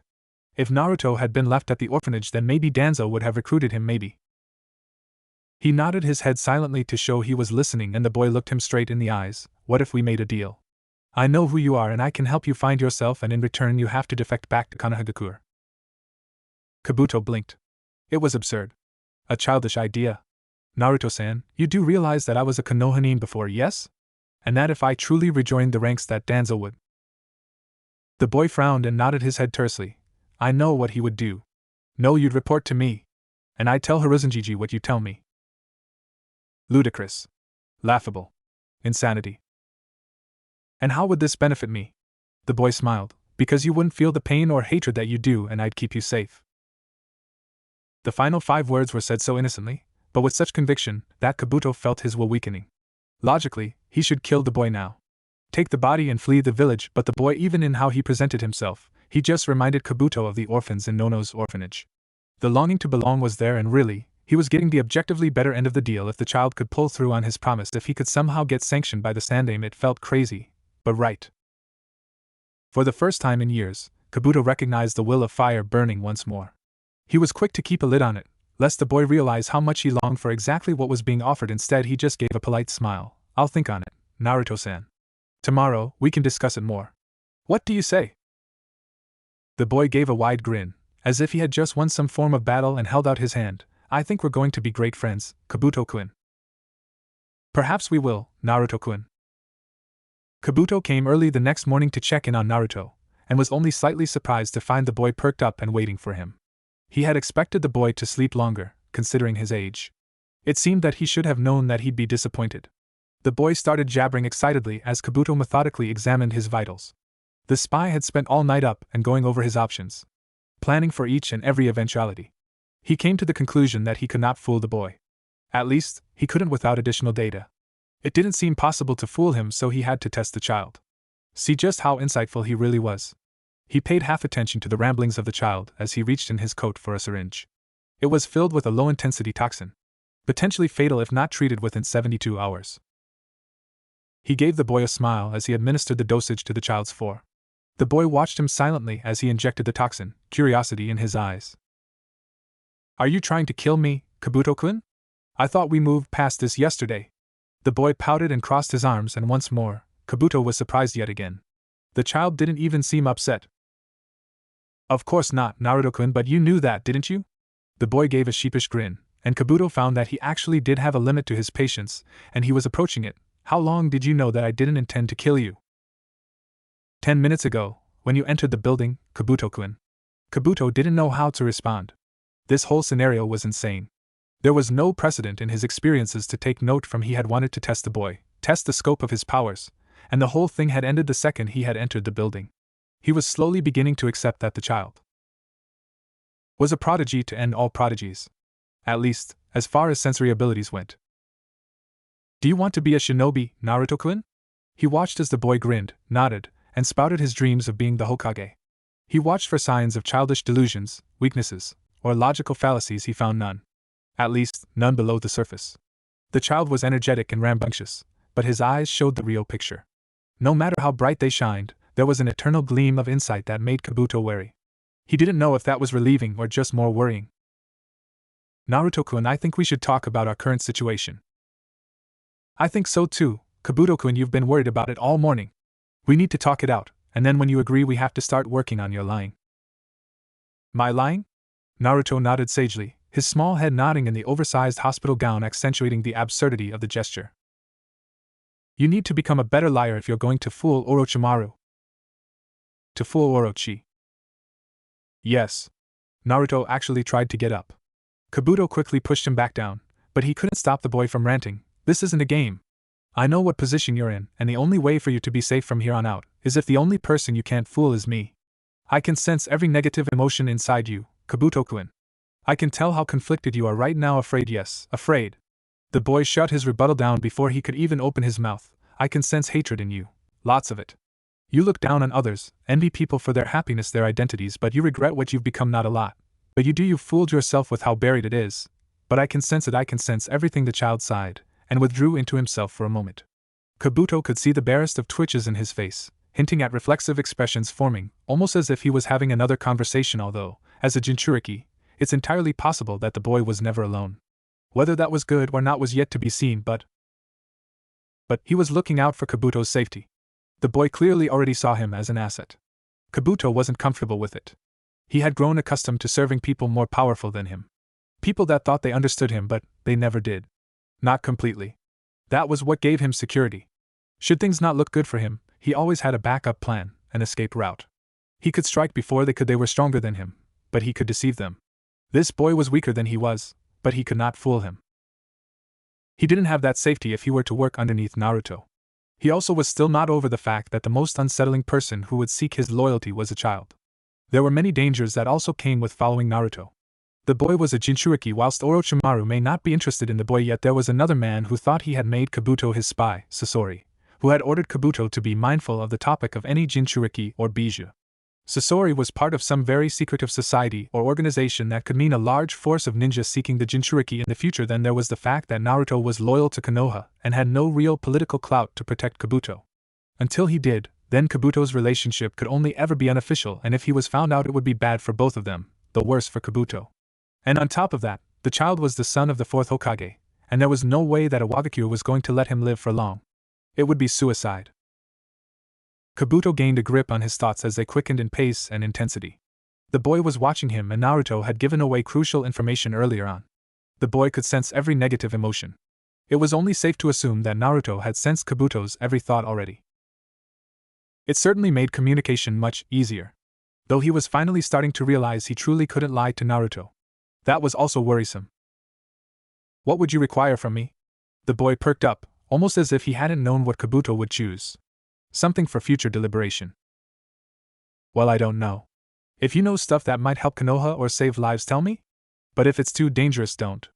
I want you to be as safe as you can be, and you can't lie to me and you have to honor your word. You can't break a promise, and I promise that I won't break any of mine. The boy held out a hand, and they both held a breath. The boy didn't know if he would shake, and Kabuto didn't know if he would either. It was dangerous. The boy wasn't as strong as Orochimaru. Yet. But Kabuto wasn't thinking long-term. The boy was the Jinchuriki of the Kyuubi no Kitsune and son of the Yellow Flash. He was 4-ish years old and had brought Kabuto into a checkmate. He only needed time, and then he could become as strong as Orochimaru. Stronger. Not only that, but the child was a good person. Kabuto couldn't detect a hint of malice or malign intent. If he didn't join, then he was declaring he would serve Orochimaru, serve against Konoha, and he would be making a powerful enemy. That thought teased Kabuto's imagination into painting a portrait of the shinobi the boy could become. He ran a quick analysis of the boy's chakra and intellect now and made a quick and dirty guesstimate of the boy's strength in the future, his power being able to inspire real loyalty and cut corruption and treachery at its roots. Kabuto could imagine one root he'd love to see burn from the greater tree of Konoha. Yes, it was dangerous. But Kabuto was now beginning to see the potential of the situation. Naruto professed a desire to be Hokage, and already he was working those around him. He was attempting to seduce Kabuto into defecting to his banner. The child's face grimaced at the darkest interpretation of his actions, but Kabuto paid it little mind. This was too much. Kabuto had gone his entire life being denied what he desired at every turn, to have it all right here in front of him. That was why he was hesitating. It was too good, and yet if he passed it up now. His eyes steeled as he stretched out his hand to shake the hand of his new leader. He was worried and uncertain, but he was also proud. He felt the will of fire burning within him once more. His smile matched Naruto's, and he didn't even have to fake it. It was the middle of summer in the village, and the warmth saturated the air and carried the sounds of a bustling village quite easily. The Sarutobi clan compound was on the northern outskirts of the village proper. It was one of the closest compounds to the Hokage Monument and the Hokage Tower respectively. Hiruzen took the time to allow the ambience of the perfect day to wash over him as he ate an early breakfast.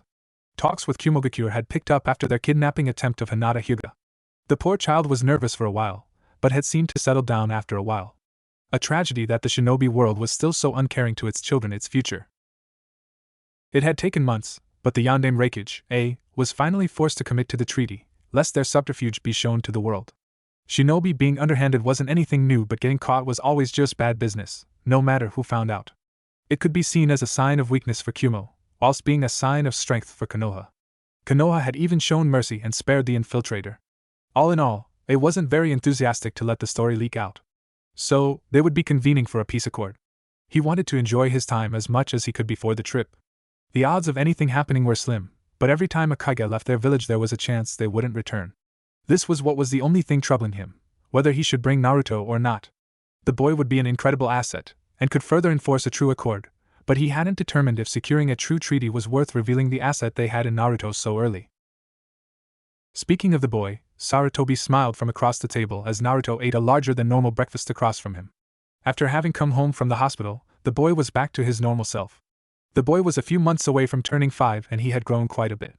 Sarutobi knew that he had a decision to make, and he had wanted to talk to Kakashi about it first, but Danzo had surprised him by popping into his office yesterday before he picked Naruto up from the hospital.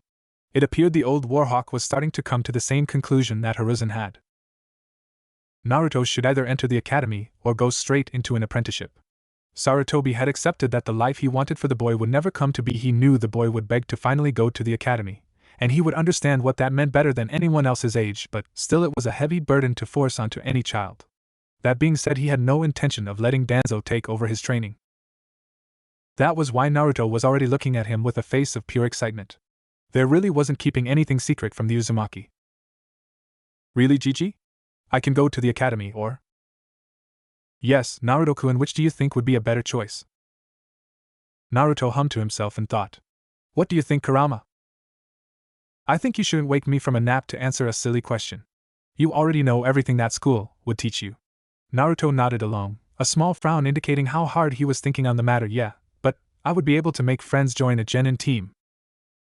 I don't think that would work, Naruto, I don't think that they would accept you. I may be wrong, but I think you know what you should do. Naruto sighed and then smiled softly. I think that I should take up an apprenticeship. Gigi, I don't think the academy is for me. I'm too different. Hiruzen gave a soft smile and walked over to pat Naruto's shoulder. It's okay, Naruto. I understand. Did you have any idea of who? Naruto nodded excitedly. What about Weasel Senpai? I'd love to learn from him. The god of shinobi nodded his head, and Naruto was ecstatic when he realized that Sarutobi approved of his choice. The old man smiled softly. I'll talk to him about it. Thank you, Gigi. Naruto coughed as he landed on the ground once more. Weasel had dragged him out to a training ground and had told him that he was to be his new sensei. Right as Naruto cheered, he had kicked out his legs and sent Naruto into the dust. He then began asking questions, and every time Naruto answered wrongly, their next exchange was especially brutal. Naruto groaned as a hand dragged him to his feet before he swung wildly, hoping to surprise his sensei with a kidney shot. No such luck. Who are you?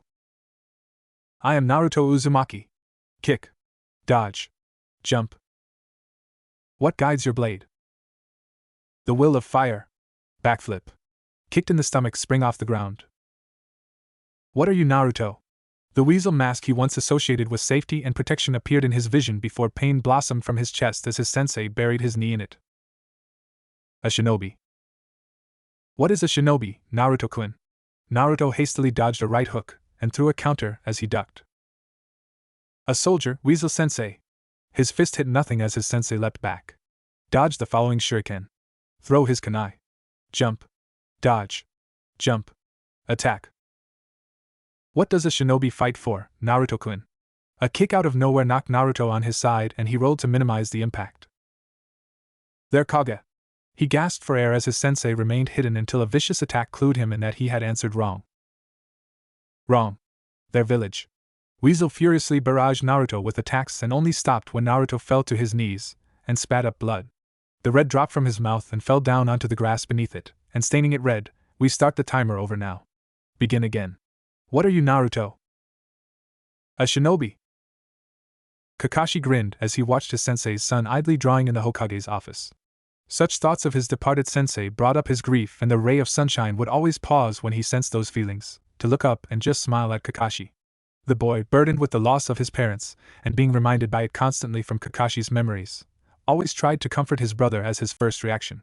It would usually make himself feel guilty for consistently bombarding the boy with these feelings, and that would usually end up with the boy sensing such, and walking over to grab his hand. Luckily, he was able to restrain himself this time, and merely smiled back behind his mask. Day by day, his guilt was slowly diminishing. That was a miracle in and of itself. The death of his father Tsukumo had destroyed him. He had broken into shards and his personality had been just as cutting as broken glass. He had been so destroyed.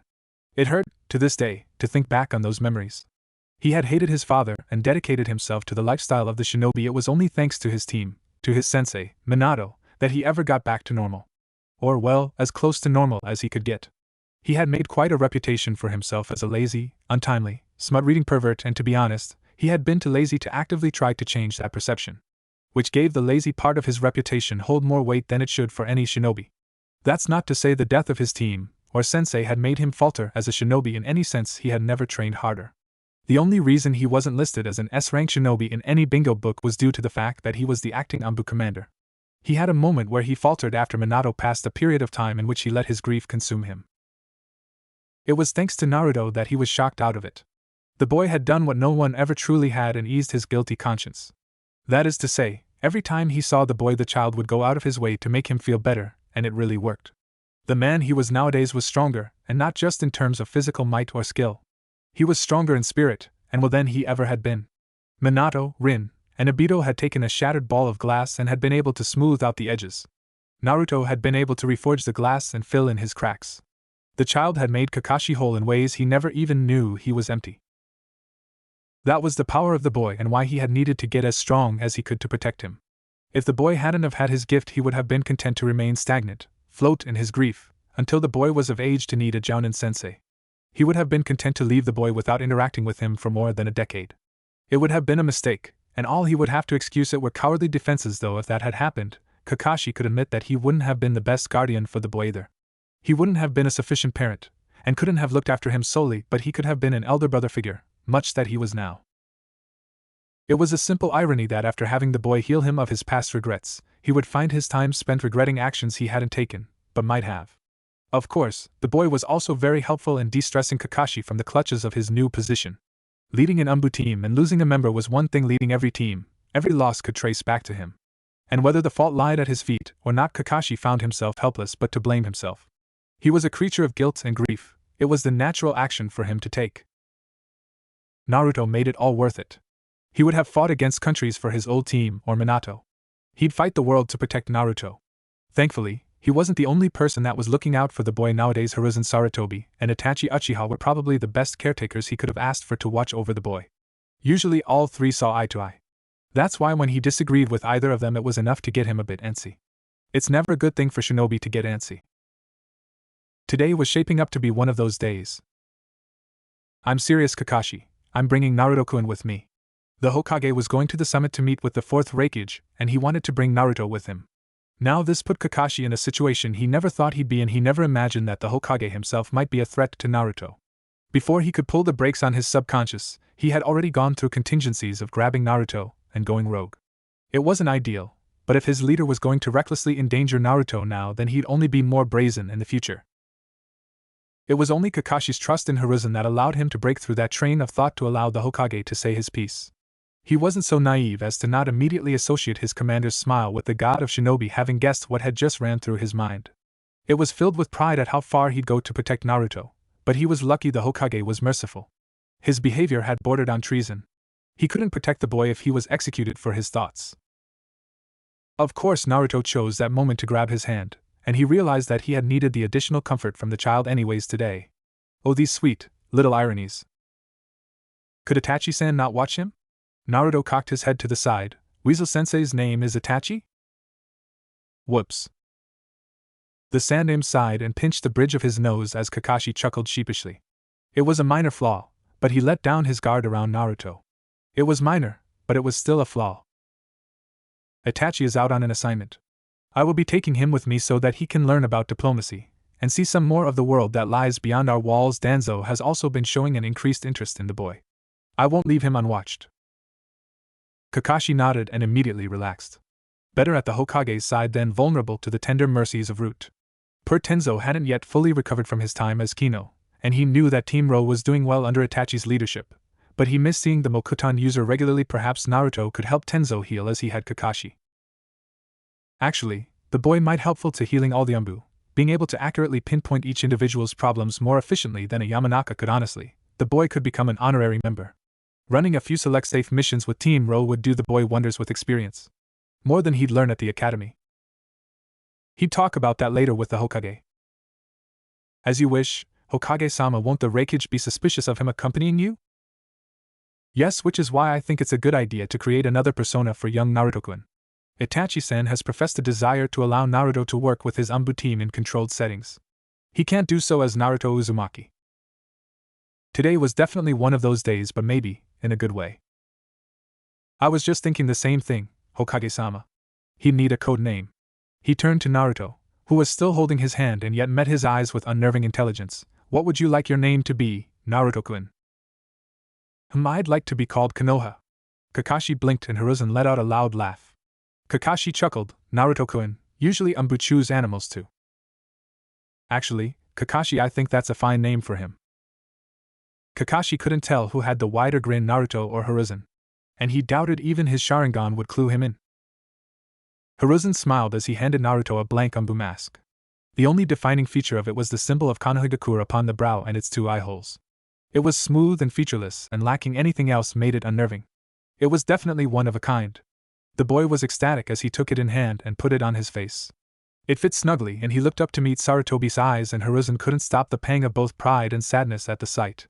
The boy was almost 5 years old, and he had been placed within the ANBU.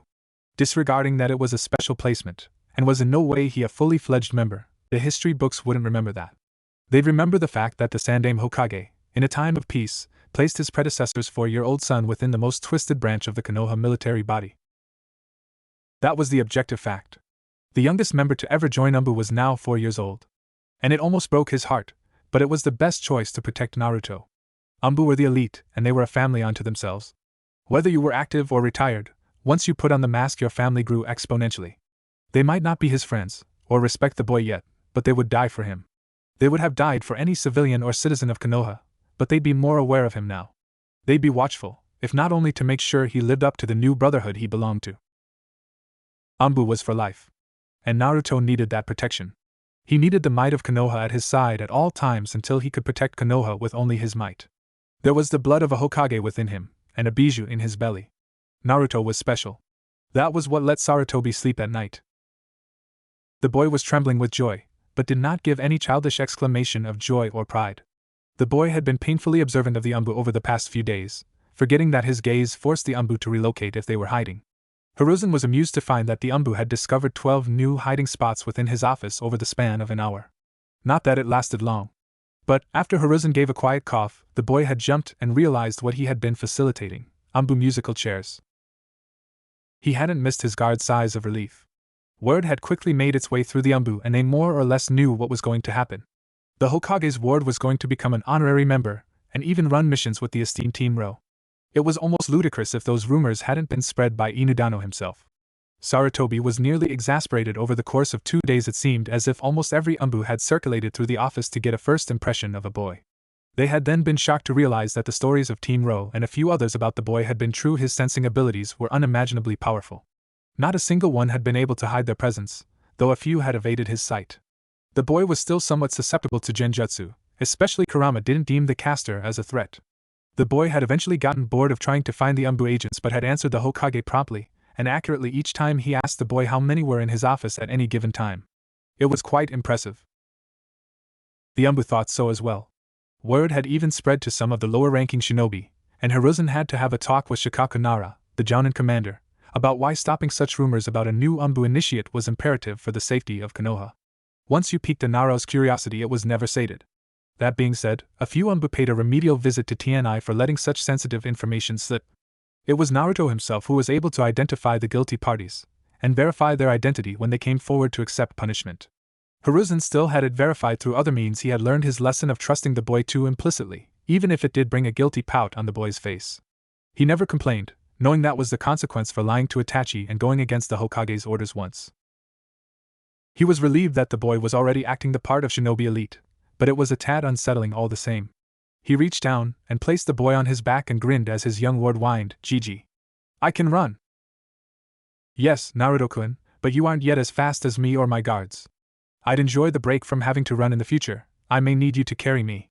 That made the boy giggle, and still smiling, Hiruzen left the gates of Konohagakure towards the land of iron. I was not pleased to be here and was not pleased with the series of events that led him to being here. His advisor, Darui, had warned him that trying to snatch the Hyuga heiress was likely to backfire, but he had been confident in the men he had chosen, and also in the rage of the Hyuga.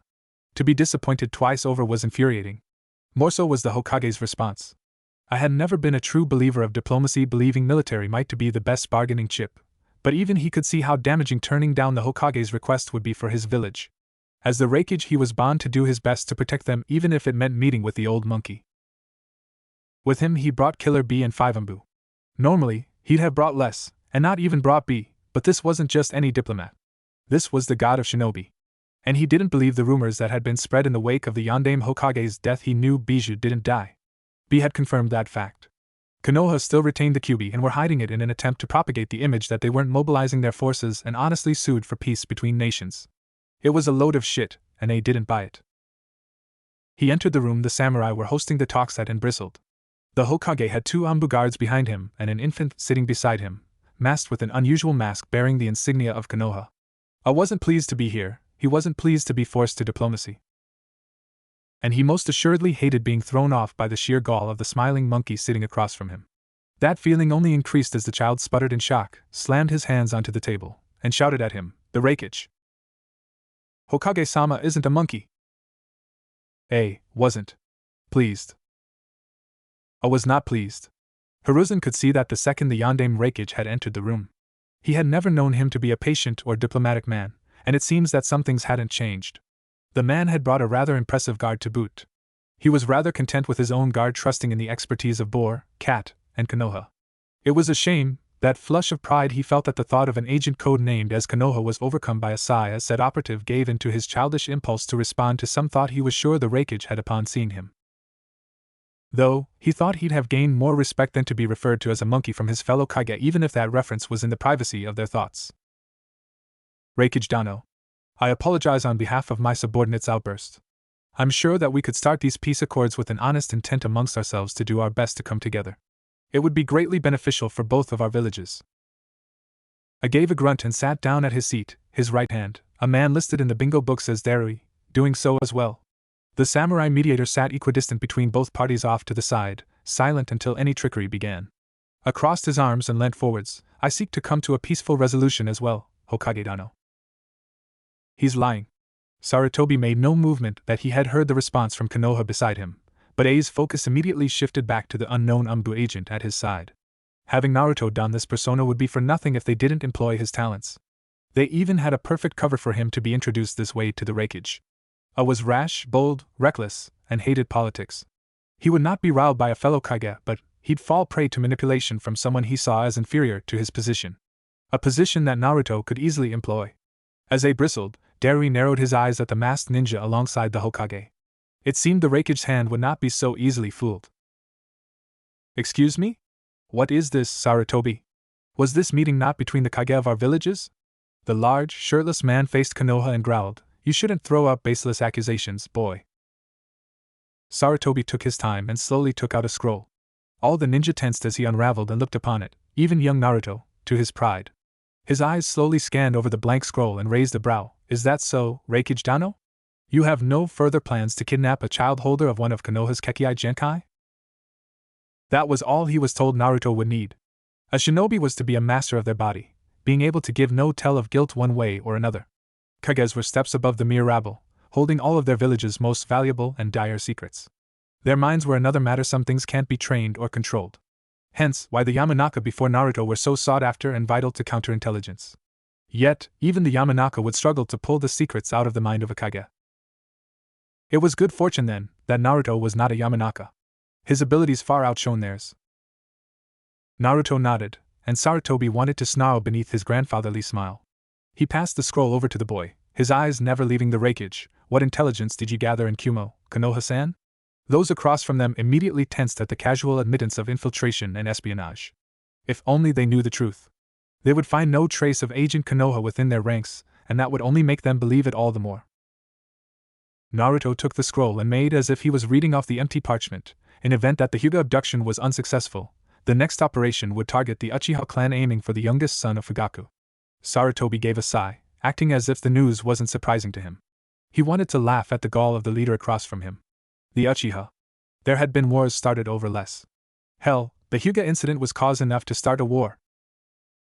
Danzo had advised as much himself. You seem keen on taking advantage of my hospitality, Raikage Dano. Are you so surprised that I did not have operations in motion to be ready for this eventuality? Your village has desired Kekkai Genkai for a long time.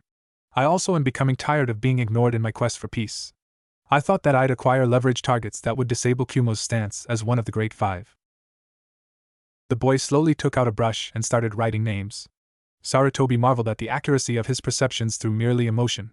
He also shivered at the sudden thought of what could have happened if Naruto was born in another nation. Naruto handed the scroll and nodded. Specifically, it seems, your two Jinchuriki killer bee and Yujito-ni? The Raikage seemed to take the threat seriously, seeing as he immediately was on his feet and smashed the table in front of him with his fists. The samurai mediator was on his feet immediately. Lords, please contain your tempers.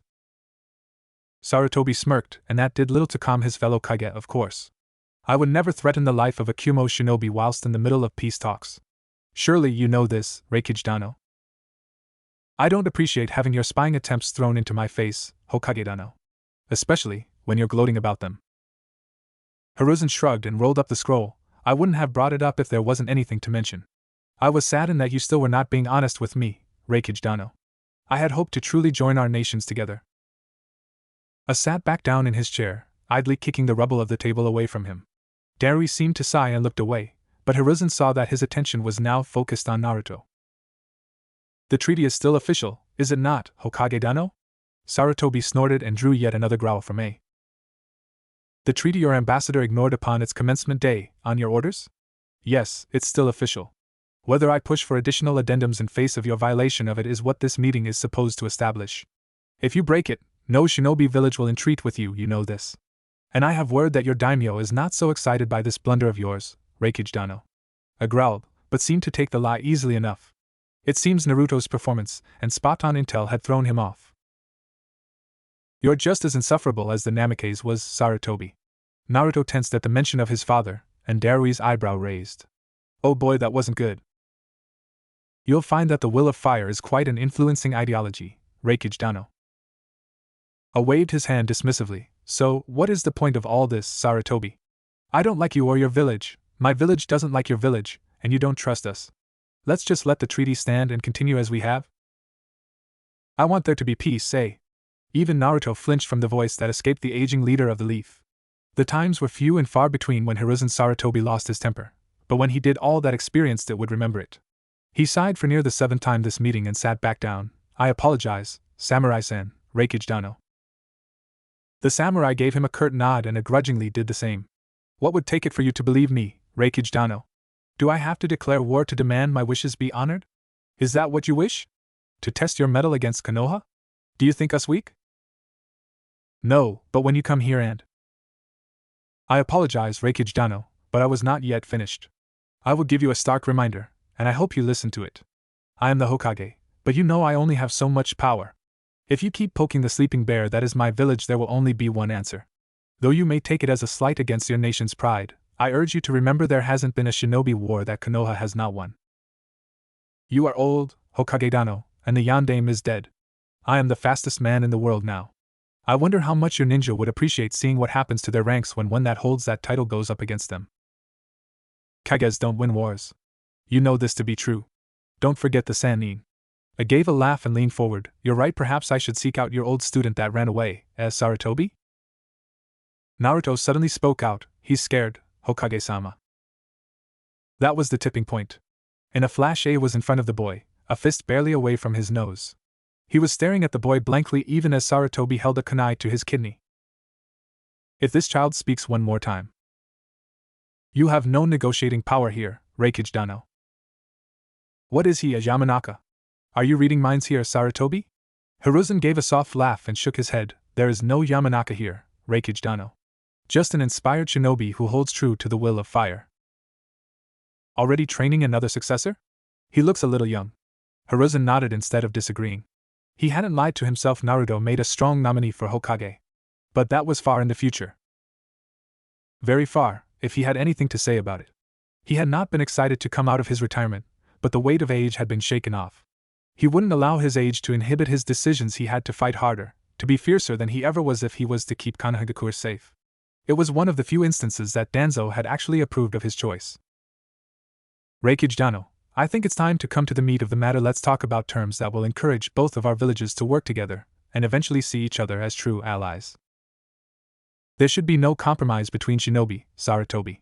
The insufferable Kage across from him crossed his arms and frowned. But I suppose I don't have a choice. We'll try to make this work, but Kumo will only uphold this treaty as long as its needs are respected as well. Or until we have the upper hand, went unsaid, but it was a step in the right direction. Hiruzen could work with this. He was pleased. Naruto watched some samurai practicing their swordsmanship from a balcony. The talks had ceased for the day, and he was stationed to overlook the courtyard to guard the Hokage. He liked being part of the ANBU. He belonged there. None of the others cared about who he was. For the first time in his life he felt like he truly belonged. And he got to be a shinobi. Without going to the academy. He had always been scared that he'd go there, and the other children would make fun of him. Whenever his Gigi had taken him to the park in the past, whenever Naruto would be off by himself, the other kids would pick on him, and call him names. Eventually, Hiruzen had found out, and they had stopped going out during conventional times, but he had already decided that children were just mean. Except for the Hyuga girl Hinata. She had been very nice. She still made him slightly uncomfortable with all her insecurities though. It wasn't anything against her, in fact he felt bad for her, but in individuals like her his empathy could sometimes overwhelm him. It could provoke a physical reaction from him, make him sick. He had wandered the village and had experienced thousands of emotions, and he found that if he didn't pay attention he could easily get overwhelmed. Kurama helped a lot. He was always there to speak up when it got to be too much for him. Kurama would always apologize for making the empathy so strong, and he would always thank the bijou in turn for the amazing gift. Naruto saw Kurama as his best friend, and he felt so sorry for him. Whenever they talked, they could sense each other's emotions. Kurama, his best friend, just wanted to be free. It was something that Naruto couldn't grant him without killing himself. He had pondered it once, but the reaction from Kurama had been severe. "I have put a lot of time into you, kid. Don't make me have wasted my time. You'll just piss me off." Naruto sensed the truth. Kurama was scared of losing Naruto, and was really angry at him for even thinking of killing himself. That meant Kurama cared for him. It was like how whenever Kakashi got really sad and guilty when he saw Naruto, it meant that he loved him. Naruto couldn't sense love or friendship like he could hatred, anger, grief, or guilt. He had to learn them whenever he experienced them for himself, and it was hard to understand them sometimes. It was easier to just think of love as an absence of hate. People were filled with bad emotions, and whenever someone felt a positive emotion, it was like a hole that Naruto couldn't see. He could sense the edges of these holes. He knew they were there, he was just blind to them. He didn't blame his empathy, though. He didn't need to know when people were happy or loved him. That wouldn't protect him like knowing when they were lying would. Though, Kurama had a long talk with him years ago when he assumed that love was just the absence of hate. Naruto still didn't understand what love actually was, but he got all warm in his chest when he was with any of his precious people. "Shouldn't you be focusing on your mission instead of getting lost in your memories? You're not even 6. You're too young to reminisce." Naruto quietly giggled as he looked around, more attentive to his duty. "I know you can sense Spore watching us on duty too, Kurama. Besides, I don't sense anyone with the intent of harm towards Gigi or to spy on him. I think we'll be fine." "You still shouldn't get complacent. They could be waiting outside your range with a long-range jutsu, Naruto-kun. You're sure taking the protection of Hokage Gigi very seriously, Kurama." Naruto could sense his friend's annoyance. "I know how much this means to you, kid. That's what I care about." Naruto assumed that it was love and affection that surged through him at Kurama's words and made him feel warm and safe. "I know." Kakashi hummed lightly as he looked over the reports of the current operations the Sandaime had ordered before his departure. Things had looked bad in the months after the Kyuubi attack, but things had more or less calmed down since that. For some reason, though, that only put the Sandaime more on edge. Kakashi was sure that the ANBU had not been issued as many espionage missions since the last Shinobi War. Team Ro was the spearhead of many of these operations, but with the inclusion of Agent Konoha into their ranks, they had started taking different missions. Usually only 2 Team Ro members were sent out, Weasel and Yamato being the current operatives that were deployed. Their latest report had just been delivered by a raven. Kakashi had been certain that they would have been the pair to go investigate Kumo, but they had instead been tasked with investigating IWA. Kakashi had a few guesses as to why, but was content without knowing for sure either way. Instead of worrying about the 2 Team Ro members, his thoughts were consumed with the reports he had received from Jiraiya. The Toad Hermit had been out of the village for years now, and had never even met Naruto. He always asked about the boy, but Sarutobi always gave vague details and implied that if Jiraiya wanted to know more, he should return. The hermit would always reply with just more questions, and it really frustrated the Hokage at times. Kakashi understood the Sanin's position. It was the same mindset that he was stuck in after Minato's death. He knew now what a mistake it was, but he was not in a position to try and tell the spy master so himself. But if Team Ro happened to be on a mission and ran into him, that could work. Whether the old hermit wanted it or not, it would be good for Naruto to have another connection to the parents that had been taken from him. That was all in the future, though. For now, he had some other business to attend to, such as keeping a closer eye on the Uchiha police and finding someone to infiltrate Root. There had been an incident where it seemed that an Uchiha police member had framed a merchant for murder. Apparently, the Uchiha member had owed massive debts and tried to bury it alongside the man he owed them to. The Uchiha police had disavowed his actions and arrested him when it came to light, but were tight-lipped on the details of the case and refused to issue an apology on behalf of the force. If it was allowed to get out of hand, well, the Uchiha weren't known for being cool-headed. As for the Root matter, it seemed the Hokage did not take kindly to his ANBU commander being the target of an assassination attempt from within the village. Honestly, Kakashi wasn't too happy about it either. But as he flipped open the latest Ika that had been included in Jiraiya's latest report, he found that he could deal with it for now. Yes, this latest book made everything worth it. Naruto sat still beside his Hokage as the negotiations entered their 4th day. The Reikage had been stubborn on every front. It seemed as if each day was to cover only one aspect of the treaty. He hadn't taken his mask off except in the sanctity of the Hokage's private suite. There was something interesting today in the form of the Reikage's new bodyguard. He was a young man who carried an interesting amount of swords, and Naruto could sense emotions within him that had greatly resembled ones Naruto himself had often felt, and he sensed emotions from something else, something far within the man. A bijou. The Raikage had brought a Jinchuriki. The Jinchuriki of the Eight Tails, or Gyuki, as Kurama had informed him. After the scene he had caused the first day, he had been ordered to be discreet. Dari seemed to be more perceptive than A, and Hiruzen dreaded the connection between Minato Namikaze and his son from being made. Naruto waited until a break was called before he quietly walked over to the much larger man. As he approached the Jinchuriki, the older man paused in his writing of his notepad. He seemed to be mumbling some kind of rhyme to himself. Kurama and Naruto had had many discussions in the past about the other Jinchuriki and the bijou. Kurama's siblings. Naruto had promised that he'd try to find some way to save them. He ignored the guilt Kurama harbored for creating the situation where Naruto would take upon such a monumental task. The bijou were scattered all over the world, and as a shinobi he didn't know when or if he'd ever meet them. They were usually well hidden by their respective villages. So it was important that he take advantage of this opportunity. He walked up to Killer Bee, for that was the name he had perceived through A's emotions, and held up a fist to him. Shinobi of both sides watched as Bee hesitated before he outstretched a fist and lightly pressed it to the offered hand of Agent Konoha. Naruto's eyes opened and he marveled at the sight of the Eight Tails before him. The bijou were massive and awe-inspiring. He would have been frightened had he not been so close to Kurama from the age of 2. That wasn't to say he wasn't respectful. He bowed slightly to Gyuki and Killer Bee as Kurama chuckled from behind him. "It's nice to meet you, Killer Bee-san, Gyuki-san." The giant ox-octopus scoffed and ignored him to look at Kurama. "You tell a human my name, Kurama? Without my permission? Your arrogance has not been tempered by time, I see." "Save your breath, Gyuki. I can't lie to Naruto-kun. We are too closely linked, and I have given him a gift." Naruto silently absorbed the waves of regret, anger, and grief that simmered deep within Gyuki. He was different than Kurama. Kurama was passion. When he was angry he burned hot, and overwhelmingly so. Gyuki was more restrained. He was a cold anger, analytical and patient. Naruto watched as Gyuki lowered his face down to him. Most would consider it rude to read another's mind, human. Naruto bowed once more. "I apologize, Gyuki-san, but I wasn't reading your mind."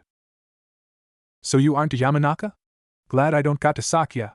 You're the Jinchuriki of the Kyuubi. Best be proud to meet me, Killer Bee-ow." Naruto laughed as the pair of Gyuki and Killer Bee began bickering between themselves. He could sense both of their annoyance with the other, but it was a feeling born of friendship and connection. They really liked each other, much like Naruto and Kurama. "It's a pleasure to meet you, Bee-san. My name is Naruto. I know that we aren't true allies yet, but we're brothers, aren't we? We Jinchuriki, we have to stick together. I think I want to save the bijou, Bee-san. I want them to be free and safe from shinobi." Bee and Gyuki blinked in shock at the bluntness of the young boy, and Kurama sighed. Naruto didn't falter, though he had to prove that he would back up his words. He knew the risks he was taking.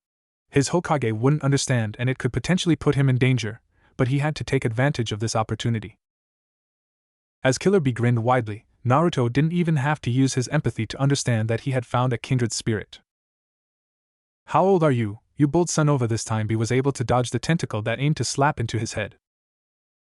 "He is a child, Bee. Watch your language." As the two continued, Naruto's grin only grew, though it did take on a bittersweet edge. "It's okay, Bee-san, I know that you can't do much to help me. I can't do much right now, either. Just if you see Yujito-san or any other Jinchuriki, could you try to reach out to them? I'll do the same." The much larger man bent down and ruffled Naruto's hair. It was very affectionate, and Naruto found that he liked the attention. He liked Bee's feelings, they were comforting. Soft. His negative emotions were blunted. He was a good person. "Sure thing, Naruto. I'll keep the secret, yo." Naruto smiled as the mindscape faded away. He blinked up at Bee the second after their fists bumped, stoic behind the face mask. The Kumo ninja watched on in confusion at the interaction. Naruto grinned at what had transpired, and at the emotions he sensed from those watching him. No one had a clue as to what had transpired. That was fine, it probably would never pan out to much. But he had to try to bring the Jinchuriki together. It made him feel good that he could finally put a face to a name of one of his 8 siblings through fate. If there was anything that Naruto learned to treasure, it was a positive emotion. Naruto smiled as he walked back into the village proper. The land of iron had been cold. He wasn't used to that weather, being more accustomed to the warmth of Konohagakure. Still, it was a great experience, and he loved watching the Hokage in action. The Raikage had been a terrifying man, but had been handled quite easily by the old man. Being able to use his gifts to serve his village had been everything he'd ever wanted as well. The Sandaime had been quite pleased with his efforts, though he did also point out what Naruto needed to work on. Cat and Boar had been quite pleased with his service as well, even going so far as to say that Weasel-senpai would be proud. He was glad that he was able to exceed his superiors' expectations. Not sensing any disappointment or regret from them was a blessing. He followed the Sandaime back to the Hokage Tower. Boar and Cat had disappeared off towards the ANBU HQ to debrief under Kakashi. Naruto had managed to discern quite a bit of information throughout the negotiations, and they'd be adding it to their files for future reference. Naruto would have normally gone with them if he had been a normal ANBU agent. He had a different job assigned to them, which is why he was leisurely walking through the busiest district of the village alongside his leader. It was the easiest way to utilize his power to check in on the populace in order to ascertain any new developments that may have happened while the Hokage was away. It likely wouldn't pick up any hidden shinobi news, but it was wise to throw out a net and see what Naruto could catch. Most of the villagers were fine and content, though he was bombarded with more individual problems. Spurned lovers, angry family members, greedy business people, and upset children were the loudest signals that he received. There were lots of gaps and holes of what he could sense, so for the most part the villagers were happy. As he passed more people though, an undercurrent of fear started to become more and more apparent within all the civilians. Some scandal had happened, and recently too. As a patrol of the Uchiha police passed, the feelings heightened, and Naruto sensed from the Uchiha feelings of indignation, injured pride, and injustice. He could see them sneering at those they had sworn to serve, and the fires of distrust were slowly lighting within the hearts of the villagers. This wasn't good. He and the Hokage slowly made their way into the Hokage Tower, and from the outside Naruto seemed fine. On the inside, worry gripped his heart, and Kurama was silent as he tried to cope with the fact that something was very wrong with the Uchiha police force. He needed to speak with Itachi. Itachi watched as the Kumo envoy approached the village of Iwagakure. He and Yamato had gone deep within IWA and had only ran into an IWA patrol once. Luckily, their disguises had seen them through the inspection and had held underneath the enemy's scrutiny. Their orders had been to intercept the Kumo delegation's information and make a copy of it. If Kumo and IWA started talking behind the scenes, the Hokage wanted to know what was being laid on the table. He couldn't just trust Kumo to work with them, and he was doing everything he could to force the alliance to stick. Itachi appreciated the strategy. It was very political, and of the two, it would only work against Inoki was too wily to try and outsmart. The fence-sitter had faced down Madara Uchiha. He would not be cowed by political maneuvering. Itachi found the political arena a much better alternative than the battlefield. He had experienced combat during the Third Shinobi War. The thought of his brother or Naruto facing those hardships made his heart grow cold. They were the reason that he fought, for the next generation. He had paid for the mistakes of those who had come before. He would make sure that those he came after were spared from any mistake of his. He had just made it to ANBU when his father had spoken of how he should try and become the Hokage, how it was time an Uchiha wore the hat and took up the mantle of village leader. Tensions with his clan and the rest of the village had been high after the Kyuubi attack, and his father's arrogance and pride was not helping matters. Things were getting a little out of control at home, and he had used his apprenticeship with Naruto to escape from it all. Things were heating up recently with a few scandals with the Uchiha police force though, and Itachi was starting to get worried about his clan overreacting. Tensions weren't too high yet, though it would only be a matter of time before things escalated. Hopefully, the issues could be resolved peacefully. With Naruto's help he was sure that things wouldn't get too out of hand. The boy's gift would be incredibly useful to maintain peace and security. The last thing that Itachi wanted was for his clan to become a danger to his village. The will of fire burned deep within him, and he would not see it extinguished by his clan's or father's pride. Wrapped up in his thoughts, he almost missed Yamato appear beside him. Weasel Taishu, there is an IWA patrol headed our way. We should leave. Itachi nodded and leapt off into the cliff face behind them. It was time to return home. Sarutobi smoked his pipe as Konoha stood behind him. Koharu, Hamura, and Danzo stood before him. They were meeting about the summit, and also trading barbs about the direction of the village's latest policies. It was an old, familiar game between himself and Danzo, and it brought a sense of normalcy to his day. Naruto had seemed very anxious, and that was a large red flag.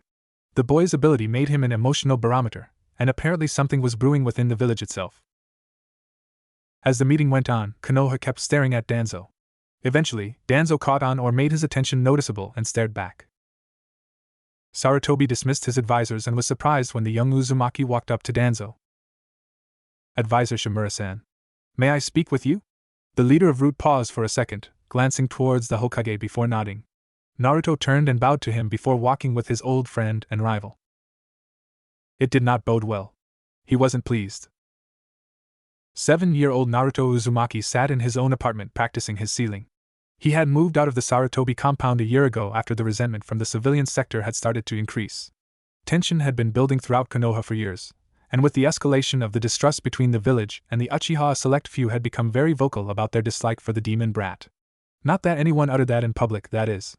But when Naruto had noticed that his adopted family had been suffering for their loyalty to him, he had moved out on his own initiative. Hiruzen had tried to talk him out of it, and even Asuma had tried to convince him to stay. Young Konohamaru had been bawling on the day Naruto had moved out, but had managed to calm down when Naruto promised to visit and bring him over to his apartment to visit on a regular basis. It was unspoken throughout the village, but widely known, that the Sarutobi clan was fiercely protective of the Jinchuriki, and he of them. Even those who looked down on Naruto wouldn't speak poorly of the Sarutobi to his face. The villagers had learned that lesson a long time ago. He was an anomaly to the village. It had been years ago that the rumors of his strange behavior had circulated, and Naruto had learned how to act more socially acceptable now. Naruto was seen quite frequently during the day throughout the village. Going on walks, buying groceries, the like. Little did anyone know the true intent of his public ventures. Being shunned was the perfect cover for a spy who scanned the emotions of everyone he ran into. Naruto had retrieved invaluable data for the Hokage and the village's benefit. The entire village was under scrutiny and none of them knew it. Well, that wasn't entirely true. He had to be careful not to scan any Yamanaka too deeply. Inoichi had stormed into the Hokage's office a few months back, warning him that a shinobi had infiltrated the village and was looking into people's minds. It was embarrassing to have been caught for him and the Hokage both in a shinobi village. Nothing built distrust more than getting caught spying on your own subjects. Luckily for them, Inoichi had been brought up to speed and a story of a new counter-espionage training had been fabricated. It was good, but every so often a Yamanaka would try to pin down his location and he'd have to evade them for a handful of hours. The last one had been quite persistent and had nearly chased him down for a whole day.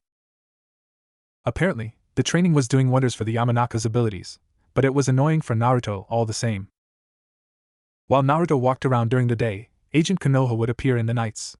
Thanks to the tensions between the Uchiha and the Hokage, he and Weasel had been tasked as the mediators between the two parties. Itachi would spy for the council, and Naruto would accompany him to the Uchiha compound and read what he could from the emotions of the meetings. Things had progressively gotten worse and worse. The Uchiha were entertaining thoughts of rebellion. Of all the plans they could have come to, they had to decide upon the most suicidal. Kurama was of the opinion that it was the only choice and Uchiha would make the worst one. His opinions on Uchiha had not changed much over the years, though he had grown to accept Itachi in Naruto's life. Naruto's training had been intensified as well. At 7 years old, he deserved his status as an ANBU agent. That being said, he was still a long ways from the level of Kakashi or Itachi. He had been raised on the models put in place during the Second and Third Great Shinobi Wars. Kakashi and Itachi had even put him under mock missions resembling ones that they had undergone in their own tours of duty. Naruto rarely disappointed. His performance in the Kanabi Bridge exercise had made Kakashi's guilt and grief shrink down until it was almost unnoticeable for weeks afterward. Kurama said that meant Kakashi had been proud. It was the Hokage who had given Naruto his latest mission sealing. Apparently, they had reached a stopping point in his training, at least for a while. The Hokage was adamant that Naruto would not be pushed too hard, that his progress was outstanding, but he desired his young ward to take some time to reflect and hone his techniques. Naruto understood the reasonings. His body had just started growing, and it would change his taijutsu. As his body grew, his chakra would as well, and only constant control exercises would maintain the levels of control he had grown accustomed to. Therefore, the Hokage had taken this time to be used to further his learnings in new areas and avenues. Sealing was the first of his new subjects, and also the hardest. Naruto greatly enjoyed it. It was soothing and felt natural. He knew that his parents had been sealing prodigies, and practicing the art made him feel closer to them. That alone was enough for him to obsess over the art after only a week of instruction. He had also spent more time at the Hokage's side, as Agent Konoha, learning from observing everything. Mission assignments, council meetings, advisor meetings, the paperwork that ran the village, and he had even taken to transcribing the Hokage's private correspondences. The young shinobi did his best to do his leader and grandfather figure proud. It made his own pride feel warm and strong. It was quite an addictive emotion. Naruto-kun. Naruto looked up to see Itachi sitting in his windowsill, tense and harried. Emotional. He did not often see his mentor like this, and he immediately rose to his feet. Itachi-sensei, what? Get ready. We have to leave. Now. Get your mask. Naruto's body went into autopilot as it had been trained to. As he grabbed the stack of exploding notes he had just finished creating and grabbed the mask that was on his hip. It was cold professionalism that washed over him as he wordlessly followed his superior's lead, out the window and across the village. They headed out away from the village, past the wall, and towards the river to the east. He didn't know if this was another mock mission or an actual mission, but either way it didn't matter. He would do what he'd have to. They ran for half an hour before Itachi suddenly stopped. Naruto stopped beside him, and silently awaited for the words of his mentor. The early morning sun was just starting to breach through the upper branches of the trees, but he felt no comfort from the light. Something was terribly wrong. My friend, Shisui, is in trouble. I believe that root is after him. I'm sorry to ask for your assistance, but I can't trust anyone else. If there's fighting, I don't want you to get involved, but take Shisui and leave. Understood? Naruto bit down on his instinctual refusal, buried his demand to fight alongside his teacher, his brother, and nodded. If he wanted to help at all, he had to follow the rules. He had promised that he never lied to Itachi again. He would stick to that promise. Itachi turned away and took off again. As they neared a clearing, Itachi signaled Naruto to peel off to the side and he obeyed. It was evident that a fight had recently been fought here. The environment clearly showed signs of an intense jutsu trade-off. Scorch marks and cuts in trees that resembled marks from wind nature chakra. Shisui and Danzo himself. That was hardly a good sign. There were other markers of additional combatants, but that made sense. Danzo never traveled alone. He slowly made his way alongside the bottom of the gorge, nearest the river. He could sense Itachi above, talking to someone else. It could only be Shisui. He could not hear them, but his empathy was enough for him to understand the gist of what was going on. Danzo had believed Shisui using his Sharingan to stop the coup was a waste. Danzo had stolen something of great worth, one of Shisui's eyes? Naruto couldn't believe that a dojutsu could be that coveted, before he remembered the stories of Madara. Alongside the rumors that a Sharingan could control the bijou, a rumor which Kurama had grudgingly verified. The Kyuubi attack was indeed orchestrated by an Uchiha, but not one that was in the village. Shisui continued, and Naruto felt his heart drop for Itachi. The coup would not be stopped. Root was involved. Conflict was imminent now. He felt Itachi's bottomless sorrow grow as Shisui turned from him and urged him to kill him. Naruto wasn't fast enough, couldn't move or do anything, before the part of Itachi that Naruto always admired, the part that was selfless and served the village before everything and anything, urged him forwards until Shisui was unconscious and falling into the gorge. Naruto leapt off the wall and caught the body before it could land upon the rocks below. He quickly brought the body up to Itachi. As he came within sight of his brother, his older brother who had always protected him, he saw sorrow in his eyes. Sorrow that he had only ever sensed deep within the Uchiha. And as his eyes slowly changed from the foreign shape they had been in, he watched as Itachi cried for the first time he had ever known him. The Uchiha quickly turned away from Naruto and stood tall. Take care of the body, Konoha-kun. He deserves to be found by his family. I will inform the Hokage. He was gone before Naruto could say anything, before he could try to comfort him. Before he could tell him of the spark of life that was still within Shisui Uchiha's chest. He felt conflicted. Would it be a lie to save Shisui? Did he have the right to risk everything to save this man? Was it selfish if he only debated it because of what it would mean to Itachi? No, above everything else, Shisui Uchiha was a shinobi of the leaf. Besides, he had been ordered to take care of the body. He would do everything in his power to do so. Kurama dashed before he could even finish his question. A slow trickle of the Kyuubi's chakra flooded out of his hands and into the body of the dying man, crude and inefficient without Naruto guiding it, but he had yet to learn medical ninjutsu. He alone couldn't save Shisui's life. But he knew someone that could. Kabuto was hard at work filing paperwork over all of the patients he had seen that morning when a faint smell wafted from down the hallway. One of the first things he had gained when working underneath Orochimaru was exercises and rituals that could enhance the senses a person relied upon. Miso ramen. He had grown quite familiar with the food as of late. It was apparently for him, as a brown-haired girl rapped a knuckle on the open door of his office and greeted him. Hello, Kabuto-san? I have your order of miso ramen. He smiled and thanked her as if he had ordered it himself, and paid her for the meal. As she walked away, he quickly grabbed the styrofoam bowl and left his work as it was. He had been summoned. His new leader finally had a use of him. Kabuto had supplied weekly reports to the young shinobi, but he had wondered when he would first be called upon to serve beyond information. In truth, he had not believed that he would be called upon so soon. He made his way to a nearby park that had a play structure, with dozens of small children screaming and playing around it. Children were some of the best camouflage. Their innocence tended to bleed into the surroundings they frequented. Nobody noticed as he walked past the statue and didn't appear from the other side of it. Secret entrances didn't always have to be flashy after all. The walk down the hallway wasn't very long. It had used to be covered in dust, but after Naruto had shown an interest in using the hideout, they had refurbished it. Orochimaru had dozens of bases scattered around Konoha before he fled, and the masses only knew of a select few. The ANBU knew of the majority of them. Kabuto had known of all of them. Naruto had been excited to learn of the 3 bases that had yet to be found, even by the Hokage. They were quite small, but privacy is something that could never be priced high enough. Especially within a shinobi village. When he walked in, he expected to see his master. He had not anticipated a body, stripped and bleeding out on one of the tables, surgical tools prepped and readied. Naruto-sama. You didn't have to get me a gift. He enjoyed the annoyance his jokes seemed to inspire in the young shinobi. Kabuto-kun. This is Uchiha Shisui. I need you to save him. Please. Kabuto made his way to the fallen Uchiha and looked him over. There were questions on his tongue, but the body would answer some of them. He saw lacerations common with finely channeled wind chakra. Internal bleeding. Bruising that was common with broken ribs. 2 missing eyes.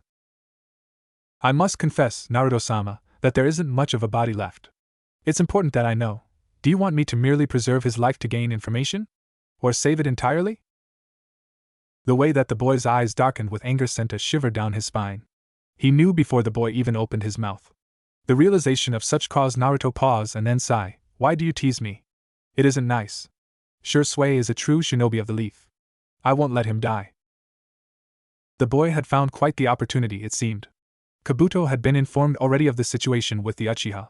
Shisui had been tasked with spying on Itachi, but had defected to the village the same as the prodigy of the Uchiha.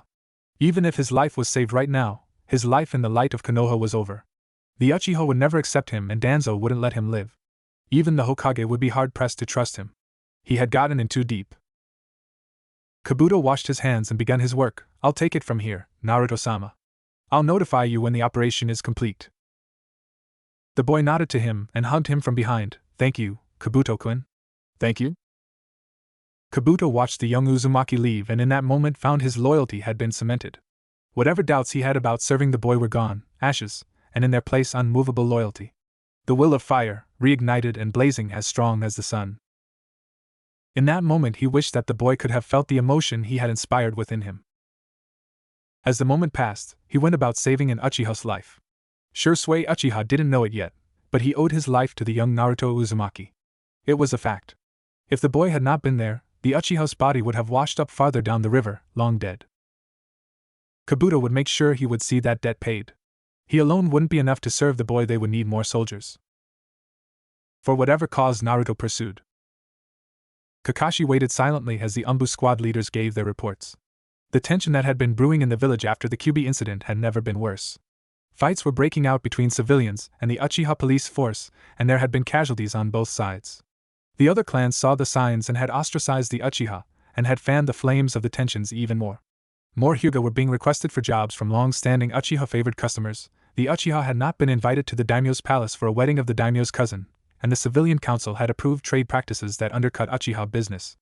The entirety of the village was turning against them. The Uchiha were not the only threat to the village at the time.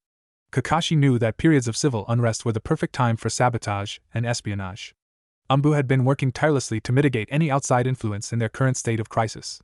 Kumogakure had increased correspondence with the Wagakure since the treaty, and reports had claimed that Kirigakure was slowly degrading into a civil war due to bloodline purging instilled by the Yandere Mizukage. Relations with Sunigakure had slowed and grown colder, as the daimyo of Wind had suddenly started sending more jobs to Konoha. The 5 great nations were slowly reaching a very dangerous point. If the situation in Konoha did not stabilize soon, then he wouldn't be surprised if a 4th great shinobi war were to begin. He'd do his best to minimize that chance. The Uchiha needed to be settled. Unfortunately, the Hokage was slowly losing hope for a peaceful resolution. Rumors were spreading that Shisui Uchiha had disappeared.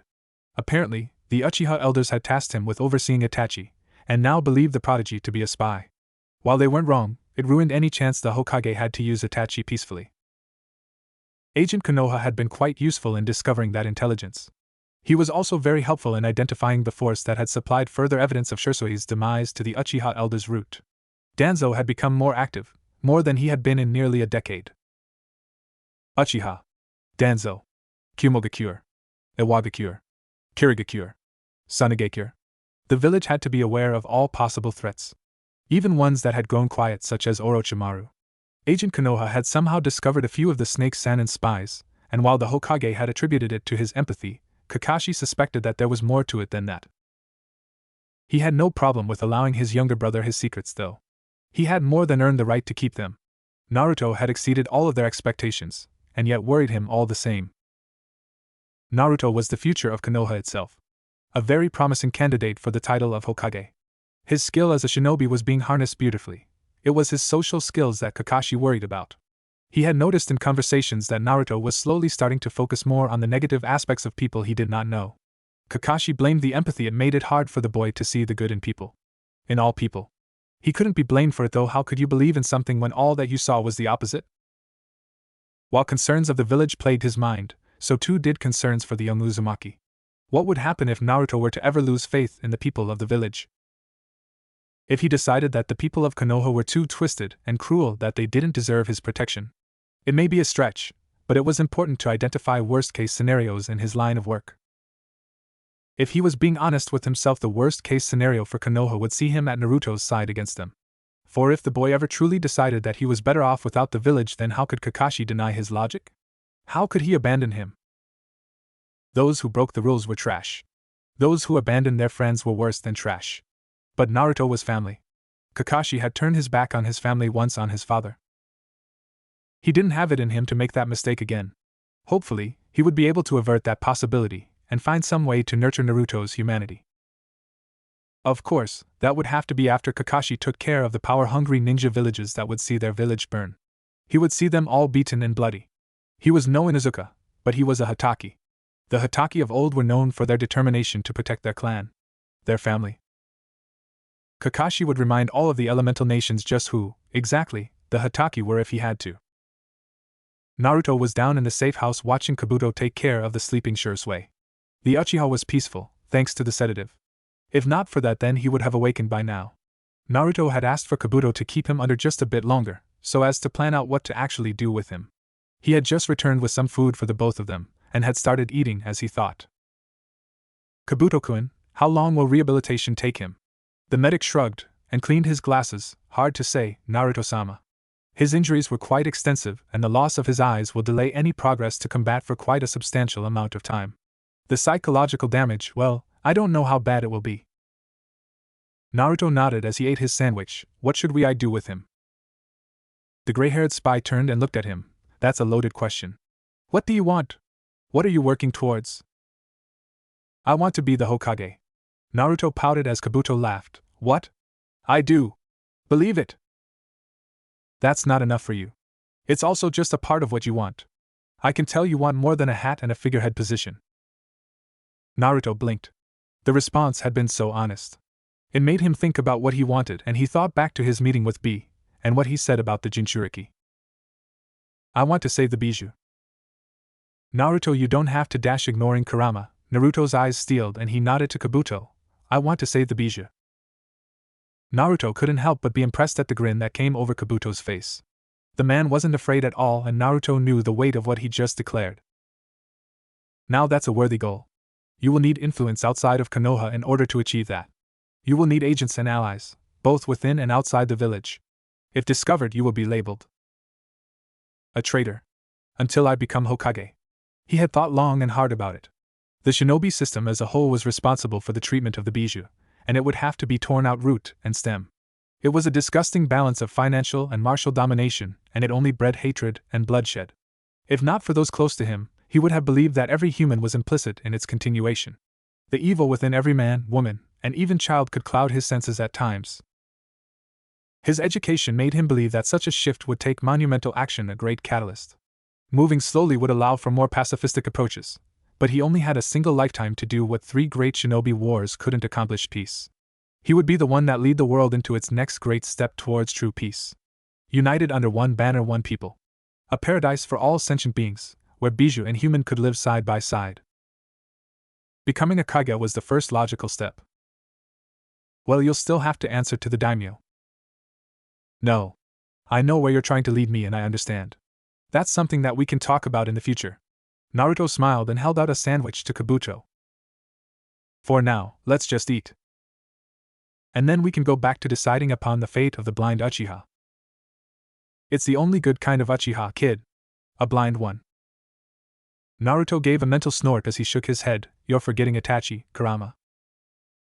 Itachi sighed as Naruto once again failed to strike him with his kunai. You should be doing better than this, Naruto-kun. Your training may have been put on hold, but you are clearly not giving this fight your full attention. Naruto gasped for breath as he sat down where he had stood. I'm sorry, Itachi-senpai. He closed his eyes and laid back on the ground. A cool breeze blew through the trees, rustling the leaves. For a while, that was the only sound. Then, Itachi sat down beside him. Naruto-kun. I believe you have something you want to talk about. It's been troubling you all day. I don't want to lose you. Itachi looked at his young protege, and smiled softly.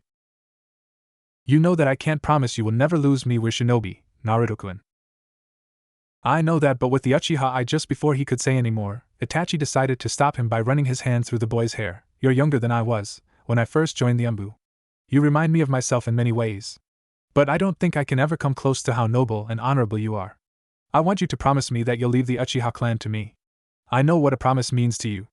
I need you to do this for me. He wasn't surprised when the boy grew silent and refused to make eye contact. His own smile widened in reply. We can't promise things that we know we can't do. I know that you have your mind set on helping, but Agent Konoha cannot assist me when the time comes. Itachi saw the boy's eyes widen in fear as he finally sensed the guilt that Itachi had hidden deep within himself. And no, you don't mean to, you can't. I do. I will kill the Uchiha clan. And when I do, Agent Konoha must do his best to finish me. Naruto immediately sat up and slammed his fist into Itachi's chest. No. You can't. I won't let you, I'll stop you. It has to be done, Naruto-kun. It's okay, I've taught you everything I can. It's up to you now, to grow strong on your own initiative. No.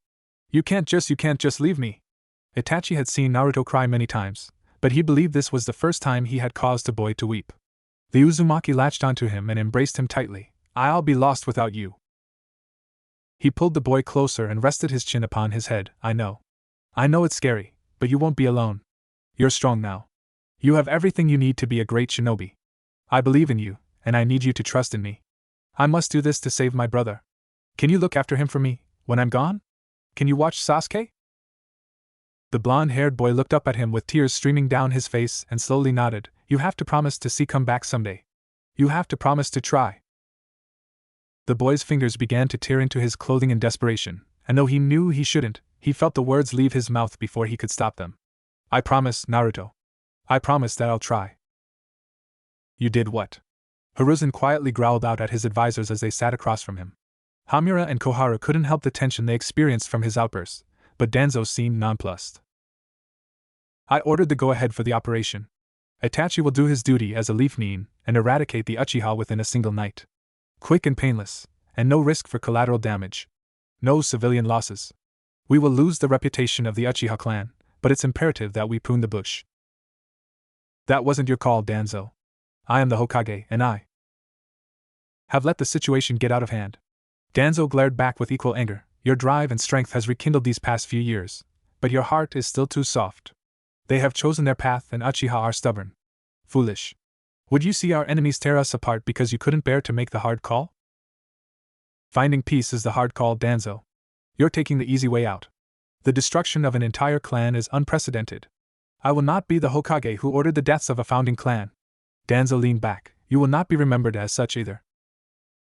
Anyone else would have been confused by Danzo's words, but Hiruzen knew his old friend well enough to immediately understand what he meant. How dare you? Even he could not stop his muscles from tensing at the killing intent they leveled at each other. He swiped a hand forward and an ANBU guard left the room to dissuade the shinobi in the vicinity from believing that the Hokage was under attack. He took a moment to take a breath and sat back down with sorrowful eyes. This was the ugly side of running a village. He had done his best to lead honorably and justly, to strive for peace and transparency. He had kept Danzo around, even ignored his actions in the shadows at times if only out of respect for the bond the two of them had. Was that a mistake? Was this just another instance in which his inaction would haunt him? Taunt him for his mistakes? You condemn a boy who loves his family, to not only kill his entire clan but to then take up the mantle of a rogue terrorist. Disavow his actions? Label him a traitor? I ask a shinobi to do his duty for the village he loves above all else. Hiruzen could see no sign of regret in his old friend's eyes. He saw a strained calm. A nervousness. Hiruzen was then acutely aware that Naruto was not at his side. He had grown accustomed to the boy's insights during these meetings, and now, he was just realizing that maybe his behavior had been noticed. It wasn't necessary that the boy attend every meeting, but this was the first time in a long time that he wasn't there for a meeting with Danzo. A quick glance showed that Hamura and Koharu were also nervous. Not of a fight, but of discovery. Hiruzen felt his heart stop and he turned to the windows in a panic, looking desperately over his village as the sun slowly set. It was so peaceful. So calm. Yes, Sarutobi. It is to be done tonight. Sasuke stopped in front of the gates to the Uchiha compound in confusion. Something was wrong. The gates were left slightly open, and the compound was quiet. The Uchiha weren't the most exuberant of people, and even Sasuke knew that recently things had been odd within his clan.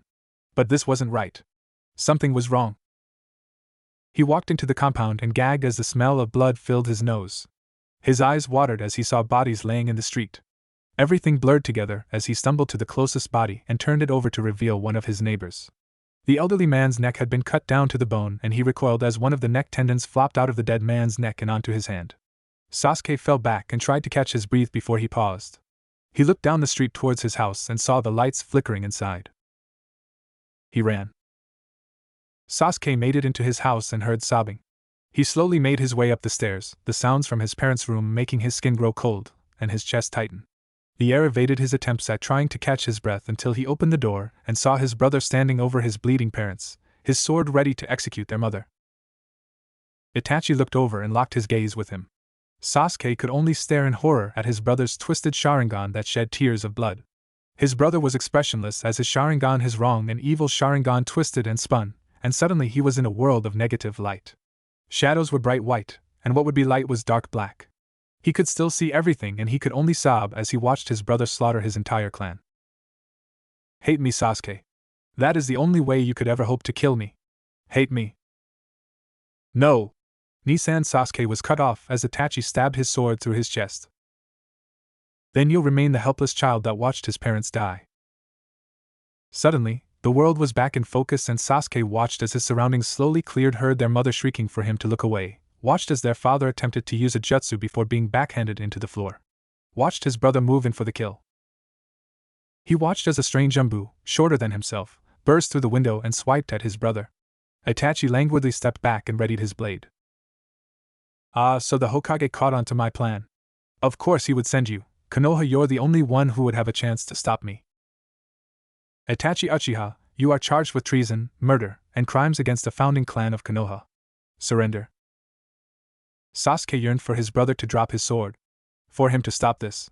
To turn back into the brother that he loved, that taught him how to use his shuriken and kunai, that was proud of him when his father was disappointed. To turn back into his hero and not this monster. His brother cried more tears of blood as he dashed forwards to the lone ANBU who tried to stop him. He wanted this madness to end. He wanted his brother back. Naruto felt nothing as he countered Itachi's blade with his kunai. He didn't allow himself to feel the emotions that were straining against his training and willpower. His anger at being forced to fight the man he saw and loved as an older brother was channeled into his strikes, and in truth it was not Itachi he was fighting, but the world. His love for the Uchiha held his heart in a vice grip and clenched painfully, even as he coldly leveled his own killing intent at him. His loneliness cried out deafeningly as he continually sensed the deep depression that Itachi was sinking deeper and deeper into. Each strike sent painful shocks into his arms as their blades connected, and it was the only thing Naruto could do to strike faster and faster, the pain being the only thing grounding him in the moment. This was the greatest test the universe could have contrived to set against him. There was no scenario in which Naruto didn't lose something of incredible worth. He was extremely lucky that he had the maturity of mind to channel any hopelessness or desperation into the fight. He buried his heart and became the weapon he was trained to be. He flipped through the air, grabbing Sasuke by the collar and dragging him out of the range of a fireball. It hit the ground and Sasuke cried out as the heat exploded out and burnt them both. Naruto didn't flinch through the pain as he was too busy deflecting the knives his mentor was sending towards Sasuke with terrifying accuracy. Kurama! Naruto mentally shouted to his closest ally. The fox was quick in flooding Naruto's body with a tail's worth of chakra, and Naruto moved forward even as he counted down in his head. Itachi dodged his flurry of strikes with liquid grace, before his red eyes flashed as their eyes caught sight of each other. The genjutsu he had been entrapped within was broken almost instantaneously by Kurama, though that instant where his chakra fluctuated was all that was needed for Itachi to move into a grapple and launch Naruto into the side of the building. Naruto coughed, and slowly pulled himself free as he watched Itachi move towards his bleeding mother. The clan head house was slowly catching fire and Sasuke stood trembling between his elder brother and his beaten and broken parents. Naruto grunted as he felt his limbs become flooded with Kurama's chakra once more. He had no hope of beating Itachi, all he could do was waste his time. He knew as he dashed forwards, that even with a single tail of Bijuu chakra, trying to stop Itachi was like trying to move a mountain with a single earth dragon jutsu. An endeavor in futility. Still, there was only him between the extinction of the Uchiha clan and Itachi. He barely managed to get in front of Sasuke and kick out, forcing Itachi to take a step back. He pushed forwards kicking and punching trying to hold onto his momentum with all he had. He was forced to rely upon his boosted healing faculties as Itachi inflicted wound after wound. He couldn't fight defensively, he could only minimize damage and leave as small of openings as possible. Itachi cut his arm yet again, and Naruto gritted his teeth. Itachi dashed forwards in an attempt to reverse the momentum, and Naruto skipped back before flinging a handful of seals in the air. Itachi only had a moment before the exploding notes and flash seals ignited. The force of the blast sent both of them back and did damage to the structural integrity of the building. Naruto flung kunai and shuriken as he had been taught as efficiently as he could at the most likely routes his opponent would attempt to take to get to him. He heard the clang of metal colliding to the left and turned to face his foe, before he felt the jerk of his chakra fluctuating to dispel genjutsu. He couldn't even think as his body jerked to the side to dodge the attack from his blind spot he felt in his bones was coming. He couldn't move fast enough to dodge the blast of fire that impacted where he had been standing less than a second ago, but he forced his burning and smoking body to move. He could feel his skin cracking and falling off from how forceful he turned around to engage Itachi, only to find that 3 different copies of his sensei were closing in on him. He roared and ran to meet them head-on, trading blows and dispelling one before he found himself knocked into the air and falling onto his back. His breath was knocked out of his lungs. Then he watched as 2 kunai speared through his hands and into the floorboards. He felt the blade slice right between his bones and his muscles spasm as the blade cleaved tendons and muscle alike. He screamed and his vision went white from the pain. He could feel his body trying to heal around the wounds and the burn from his cells unable to regenerate was worse than the initial pain itself. Tears ran down his face as even then he sensed the utter despair around him. Sasuke's fear of his own brother, the waking Mikoto's fear of seeing her eldest son kill her youngest child, and Itachi's utter despair at the pain he had inflicted onto Naruto, and what he was about to do in front of his brother. Sasuke shut his eyes and screamed as Itachi swung his sword at his helpless mother. At the last moment, Fugaku threw himself in front of his wife in a final act of love and sacrifice. The Uchiha patriarch whispered something to his eldest son, but Naruto couldn't hear it. All the negative feelings and the pain became too much for him. He roared once more and tore his hands forward, splitting them in half from the center of his palms and rushed towards Itachi. Blood was pouring from his hands and the force of his running was keeping the separate flesh apart, which was only lengthening the regeneration period. His healing was powerful, but even he had limits. Luckily, it seemed that the move had caught even Itachi off balance, and before he could move away, his dying father had grabbed hold of him and held tight. Naruto barreled into Itachi's side and launched him away from his family. The fire had grown out of control and the roof began to collapse. Naruto kept his senses alert as the smoke clouded his vision. He could hear Sasuke crying and shaking his father behind him as his mother struggled to pull him to safety. Beyond the smoke he saw shapes moving and he readied his stance. His hands had joined back together, but there was no skin, only bone and muscle moving into the clawed stance of the monkey fist. The shapes paused before they seemed to shift and disappear. He stayed still, and suddenly they returned. He leapt into action, jumping through the smoke and slashed at the closest figure, only to stop at the last second as he came mask to mask with Bor. Konoha, stand down. Naruto stepped back and silently checked the newcomer's identity. He nodded when he was satisfied that they weren't imposters and looked to the survivors of Itachi's family. They need help. You do too, kid. Your hands. Naruto leapt out of the building before he could hear the last of the order, and made his way to the nearby roof. His hands slowly regrew his skin, the nerves burning as if they had been submerged in acid. The pain swirled through him and clouded his vision, but he was too busy searching for Itachi. He couldn't sense him within his range. So Naruto channeled Kurama's chakra straight into his empathy. It was like opening his eyes for the first time. His range grew tenfold, and through all of the white noise of the village and the trauma of the Uchiha, he could sense Itachi making his way out of the village. Then he was gone. There was a few seconds of peace before Naruto realized that he had been crying. The tears had run down his mask and had cleared paths through the blood and the grime.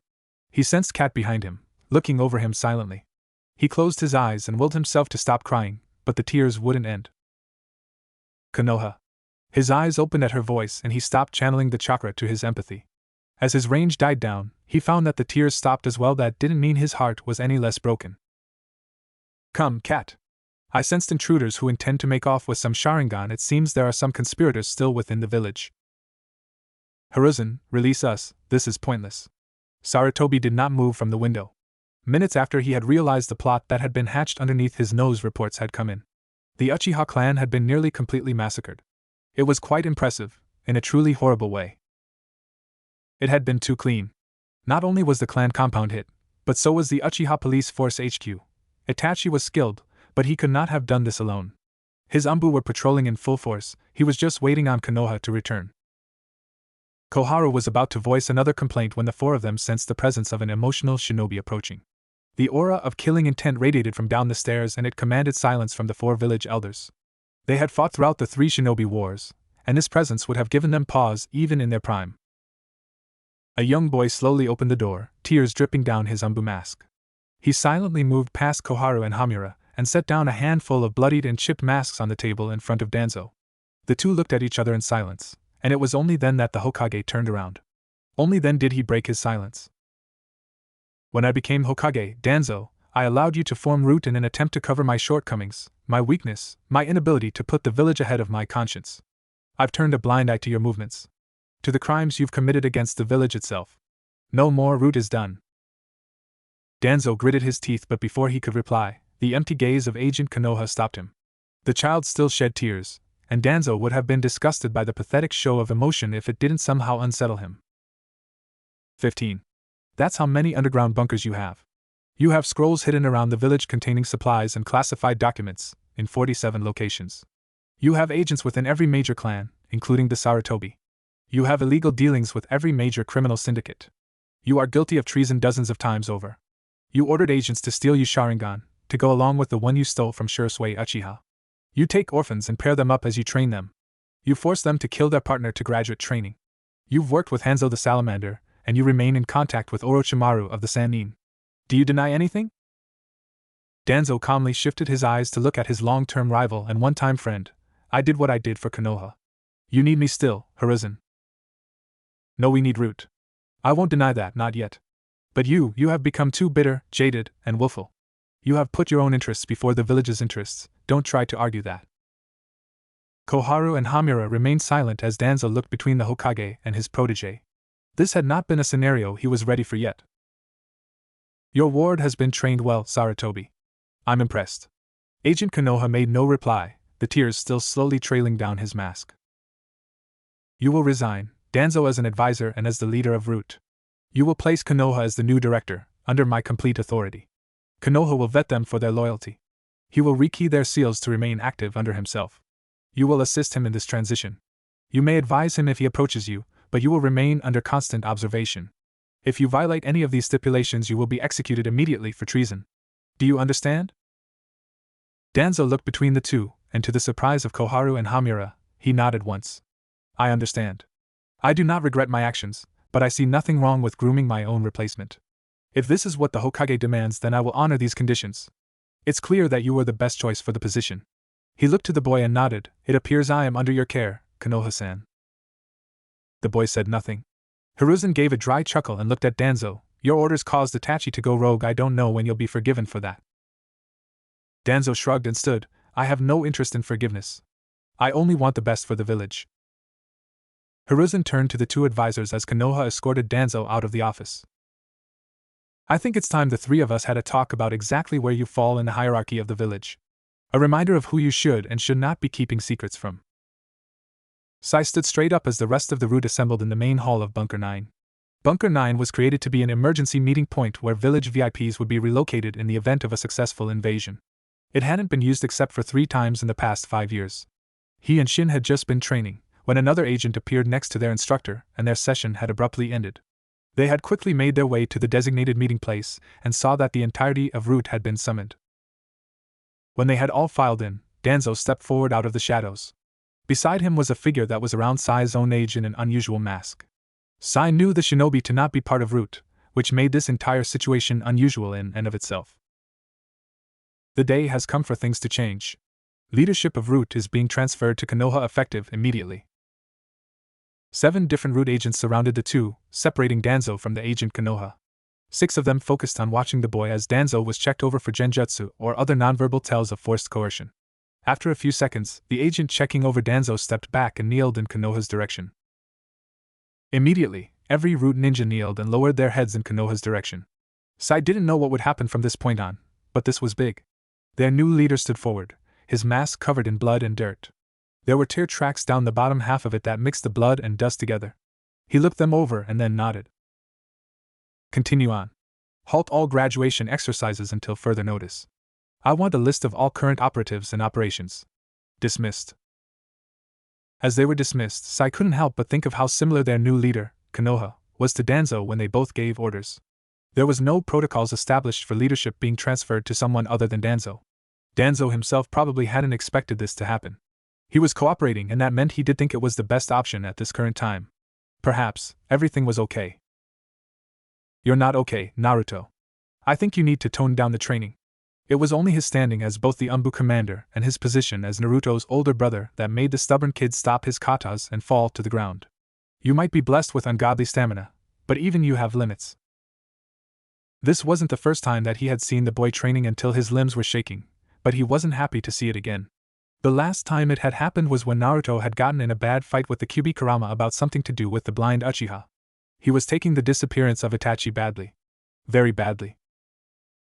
He sat down beside the 7-year-old and rested his hand on the boy's head. They sat in silence and just watched the clouds pass them by. I miss him. Kakashi didn't need empathy to hear the sorrow dripping from Naruto's words. I know. We'll find him and then we'll find out why he did what he did. I'm sure he had a reason, Naruto. I want to talk to you about your hands. The boy tensed, but didn't move as Kakashi slowly took his hands and examined them. Naruto had ragged scars down the middle of his palms. Naruto, why are these still visible? Your healing should have taken care of them by now. The boy turned his head and avoided meeting his eyes. I asked to keep them. I wanted to remember that night. I'll heal them when he comes back.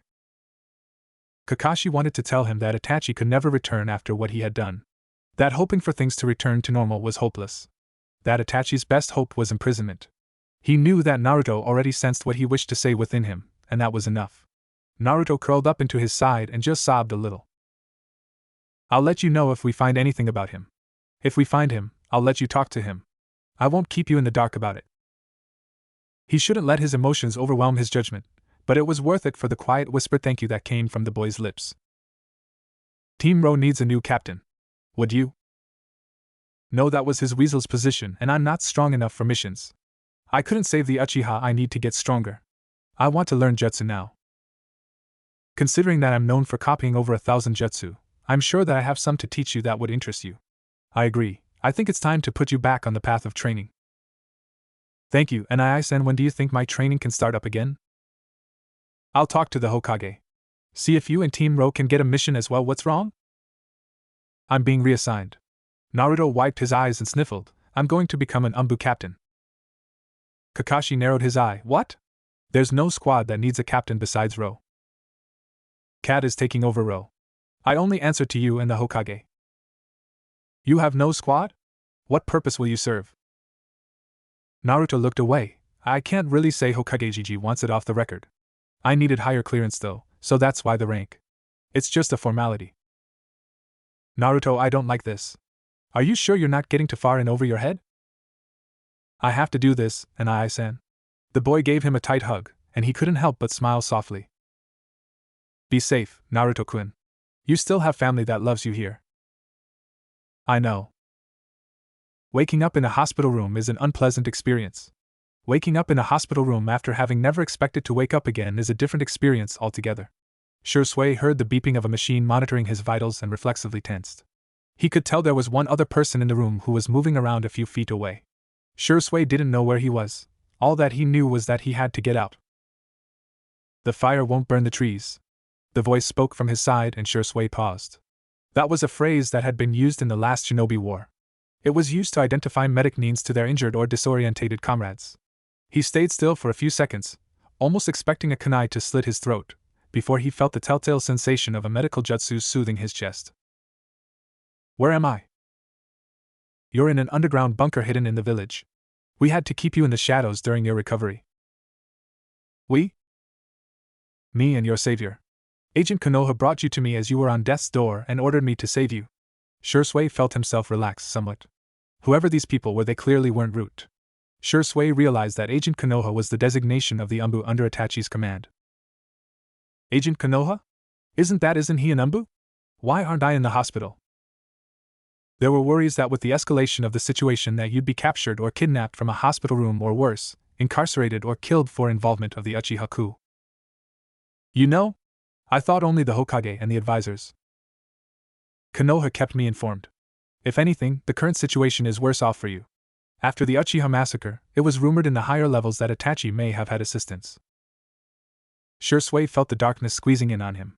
He grew unbearably cold, and his voice croaked feebly from his suddenly weak body. Uchiha massacre? So Itachi killed over 90% of the Uchiha clan, yes. And if you were to suddenly appear now, you'd never be let out of the compound again, at best. No, your future lies down another path. What are you talking about? My path? My clan is dead, my best friend is its executioner. I've given everything to the village, what more does it want? There was silence as the medic Nin slowly unraveled a bandage on his arm and applied a new one before he answered. Your life was saved by Konoha. The village may have cast you out, but there is still work to be done. Konoha-sama wants to save Itachi. I have a feeling that you may have similar desire for that. Shisui grit his teeth and growled, I have no eyes, I'm next to useless now. You aren't the first blind shinobi, and you won't be the last. You sacrificed a lot for peace, but you have more to give whether you know it or not. Your family is gone and you can't return to the village, but you still believe in the will of fire, don't you? You have a chance to stand back up. A chance to fight again. Will you take it? We will see. I want to talk to Konoha. The medic laughed. Of course you do. That's to be expected, considering how he saved your life. He's quite eager to meet you, you know. Itachi apparently spoke quite highly of you, and he's somewhat desperate to find someone who also believes that his senpai can be saved. Shisui felt his heart unwittingly go out for the boy. It appears that the Uchiha weren't the only victims of this night. He knew how close Itachi was to his protege, they were practically family. Brothers in all but blood. Shisui felt guilty. Perhaps he could have tried to use his left eye to stop the coup. He had just been so overwhelmed with fear of Danzo that he had given up hope. He had surrendered to fear, he felt ashamed. Laying beaten and broken, in both spirit and mind, Shisui had never felt so hopeless in all his life. I want to fix what I've done. I want to make up for my mistakes. Will he let me do that? All you desire and more, as long as you give him your loyalty. You'll find that it's impossible to lie to him, and if you have any ulterior motives, you'll find that any chance of redemption you might have had will be stripped of you. Shisui nodded and tried to sit up only to groan in pain. He heard the medic laugh again and sit down. Don't be too eager now, your injuries will need to heal before you are good to do anything. When will I speak to Konoha? He will come check in on your status soon. I'd get some rest while you could. You'll be busy in the weeks to come. Very well, thank you. Itachi looked out towards the village of Konohagakure from the treetops in silent contemplation. He didn't react as the figure of Madara whirled into existence beside him. His ancestor wore a spiral mask and large robe. The glint of red visible from behind the eye-hole of the mask ensured he was a true Uchiha. You promised me the eradication of the Uchiha clan, and yet I hear that some of them survived the night. I was stopped by Agent Konoha. My young disciple is quite skilled. Madara laughed, and Itachi wanted to attack him just for how cruel he sounded. He made no move and instead looked towards his current ally. Well, regardless, a deal is a deal, Itachi-san. Are you still hoping to join Akatsuki for protection? Yes. With the village on my tail, I will need it. Very true. Will you be loyal though, I wonder? He said nothing as the deranged man chuckled and started leaping across the treetops. You'll meet your new family in the Amagakure. Be there in 5 days' time. Pain will introduce you to your new partner, Juzo Biwa. Itachi gave one last look off to the village before departing hastily. It wasn't the hunter Nin he worried would catch him, but Naruto. If the boy caught up to him now and begged him to stay, he didn't know if he could refuse. Naruto sat down in the Hokage's office across from the Hokage, Danzo at his side. He had missives that he had received from root operatives and his own private source. So, Iwagakure is looking to ally with Kiri and Kumo? Danzo nodded yes, Sarutobi. Inoki is making it increasingly clear that he is displeased with this treaty you've forced Kumo to take part of. He's made no progress in tempting Kiri to his side. It seems the child Hyuga is content to remain neutral while he orchestrates the genocide of his own nation's Kikei Genkais. But there has been increased communications between Inoki and A. Well, that surely can't be good. What steps are we taking in his endeavor? He looked to the unmasked Naruto. Root operatives have found that one of Iwa's Jinchurikis has left the village and travels around the land of Earth. Sarutobi frowned. Are you implying an assassination, Naruto-kun? No, Hokage-sama. I wish to try to convince him to defect. Naruto sat alongside Hiruzen in Training Ground 7. They had come here many times to train. It was the training ground where the Sannin had been instructed as well. Out of the entire village, it truly felt the most like their spot. Naruto knew that if he was upset and needed to talk to someone, if he just waited here, then eventually his Gigi would walk down the street and sit beside him. The Hokage smiled as he caught Naruto's eyes. Are you ready to begin, Naruto-kun? Yes, Gigi. His guardian held out a square of chakra paper which Naruto took reverently. He knew that this was the next milestone in his shinobi career. He channeled chakra into it.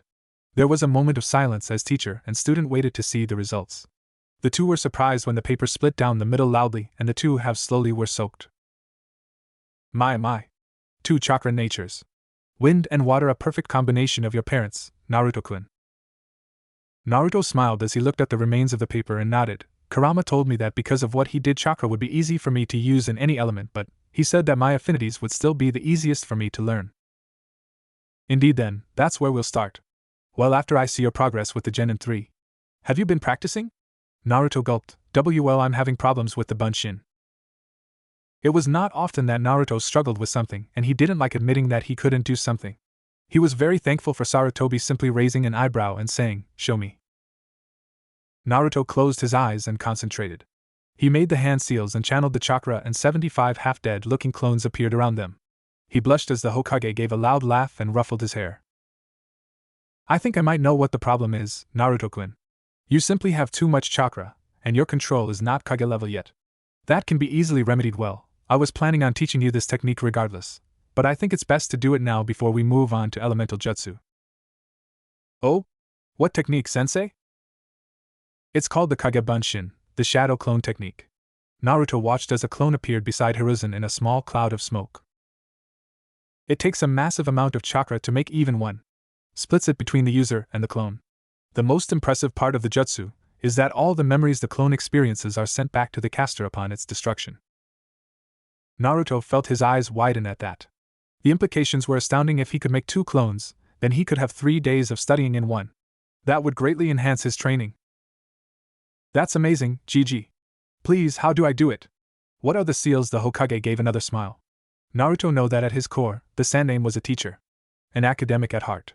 Naruto didn't mind pleasing him with his enthusiasm for learning. He had an opportunity to learn from the best, and he'd always make sure that he didn't squander it. It's rather simple, Naruto-kun. Just a ram seal, like so. Naruto's hand went into the position and he channeled chakra. How many do you think I'll be able to make, Gigi? Probably a couple, Naruto. It's a very taxing. He was interrupted as the clearing was covered in a monumental cloud of smoke. Naruto blinked in confusion as the smoke started to dissipate. Gigi, it didn't make that much smoke when you did it. I think I did something wrong. Naruto turned and realized that his teacher was gaping around them, speechless. He didn't understand until he sensed them. Looking in a mirror for the first time was disconcerting. Seeing your reflection, how the world sees you, is an unusual phenomenon.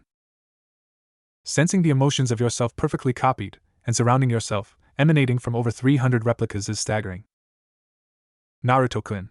We need to have a talk about your future training regimen. I have decided that it may need accelerating. Sai was surprised when he was called in to meet with their new leader, Konoha. Konoha had taken over headquarters with a seamless transition. He had vetted all the agents within 3 days, and had retired 5 of them. Those 5, surprisingly, had not been neutralized but reintegrated within the village as civilians. An interesting change. He walked into the leader's room and saw the true face of Konoha for the first time. The boy seemed to be as old as Sai himself. It was quite surprising most children aren't so independent or mature. Unless they were en route. Sai stepped forward and saluted. At ease. What's your name? I am called Sai. Konoha nodded and looked at him with an interested gaze. I have a long-term mission for you. I want you to join the Shinobi Academy and observe the clan heirs mainly, one Sasuke Uchiha. Sai bowed his head when he received his orders and kneeled. Your will be done, Leader-sama. Sai stood up and walked out. He had to find out how to make friends with kids. He didn't want to disappoint his leader. Danzo or not, it wouldn't reflect well for a rude agent to fail their mission. He made his way to the mess hall and found his brother eating with gusto. Shin had always been more expressive than Sai had been. His brother looked up mid-bite and had the decency to swallow before he started speaking. Hey, so what was the meeting about? I've been assigned a new long-term mission. I'm going to join the Shinobi Academy and observe the clan heirs. I will be stuck with children. Might be good for you, Sai. You are a kid. He glared at his brother and didn't realize that he didn't flinch from the show of emotion. Emotional conditioning had been expunged from their training. He saw his brother smiling at him though, and he realized he was still expressing his displeasure. His face seamlessly slid back into the neutral state he had been trained to assume, and then his brother chose to frown. Naruto watched the young ninja leave his new office and sighed. The office was rather bare, no surprise. But he had taken a few photos that the Sandaime had gifted him and put them on his desk. The photo of him and Itachi eating at Ichiraku was nestled safely in his top drawer. It wouldn't do to openly cherish an S-rank missing nin. It also still upset him to look at. Naruto stood up and opened a secret door behind his chair.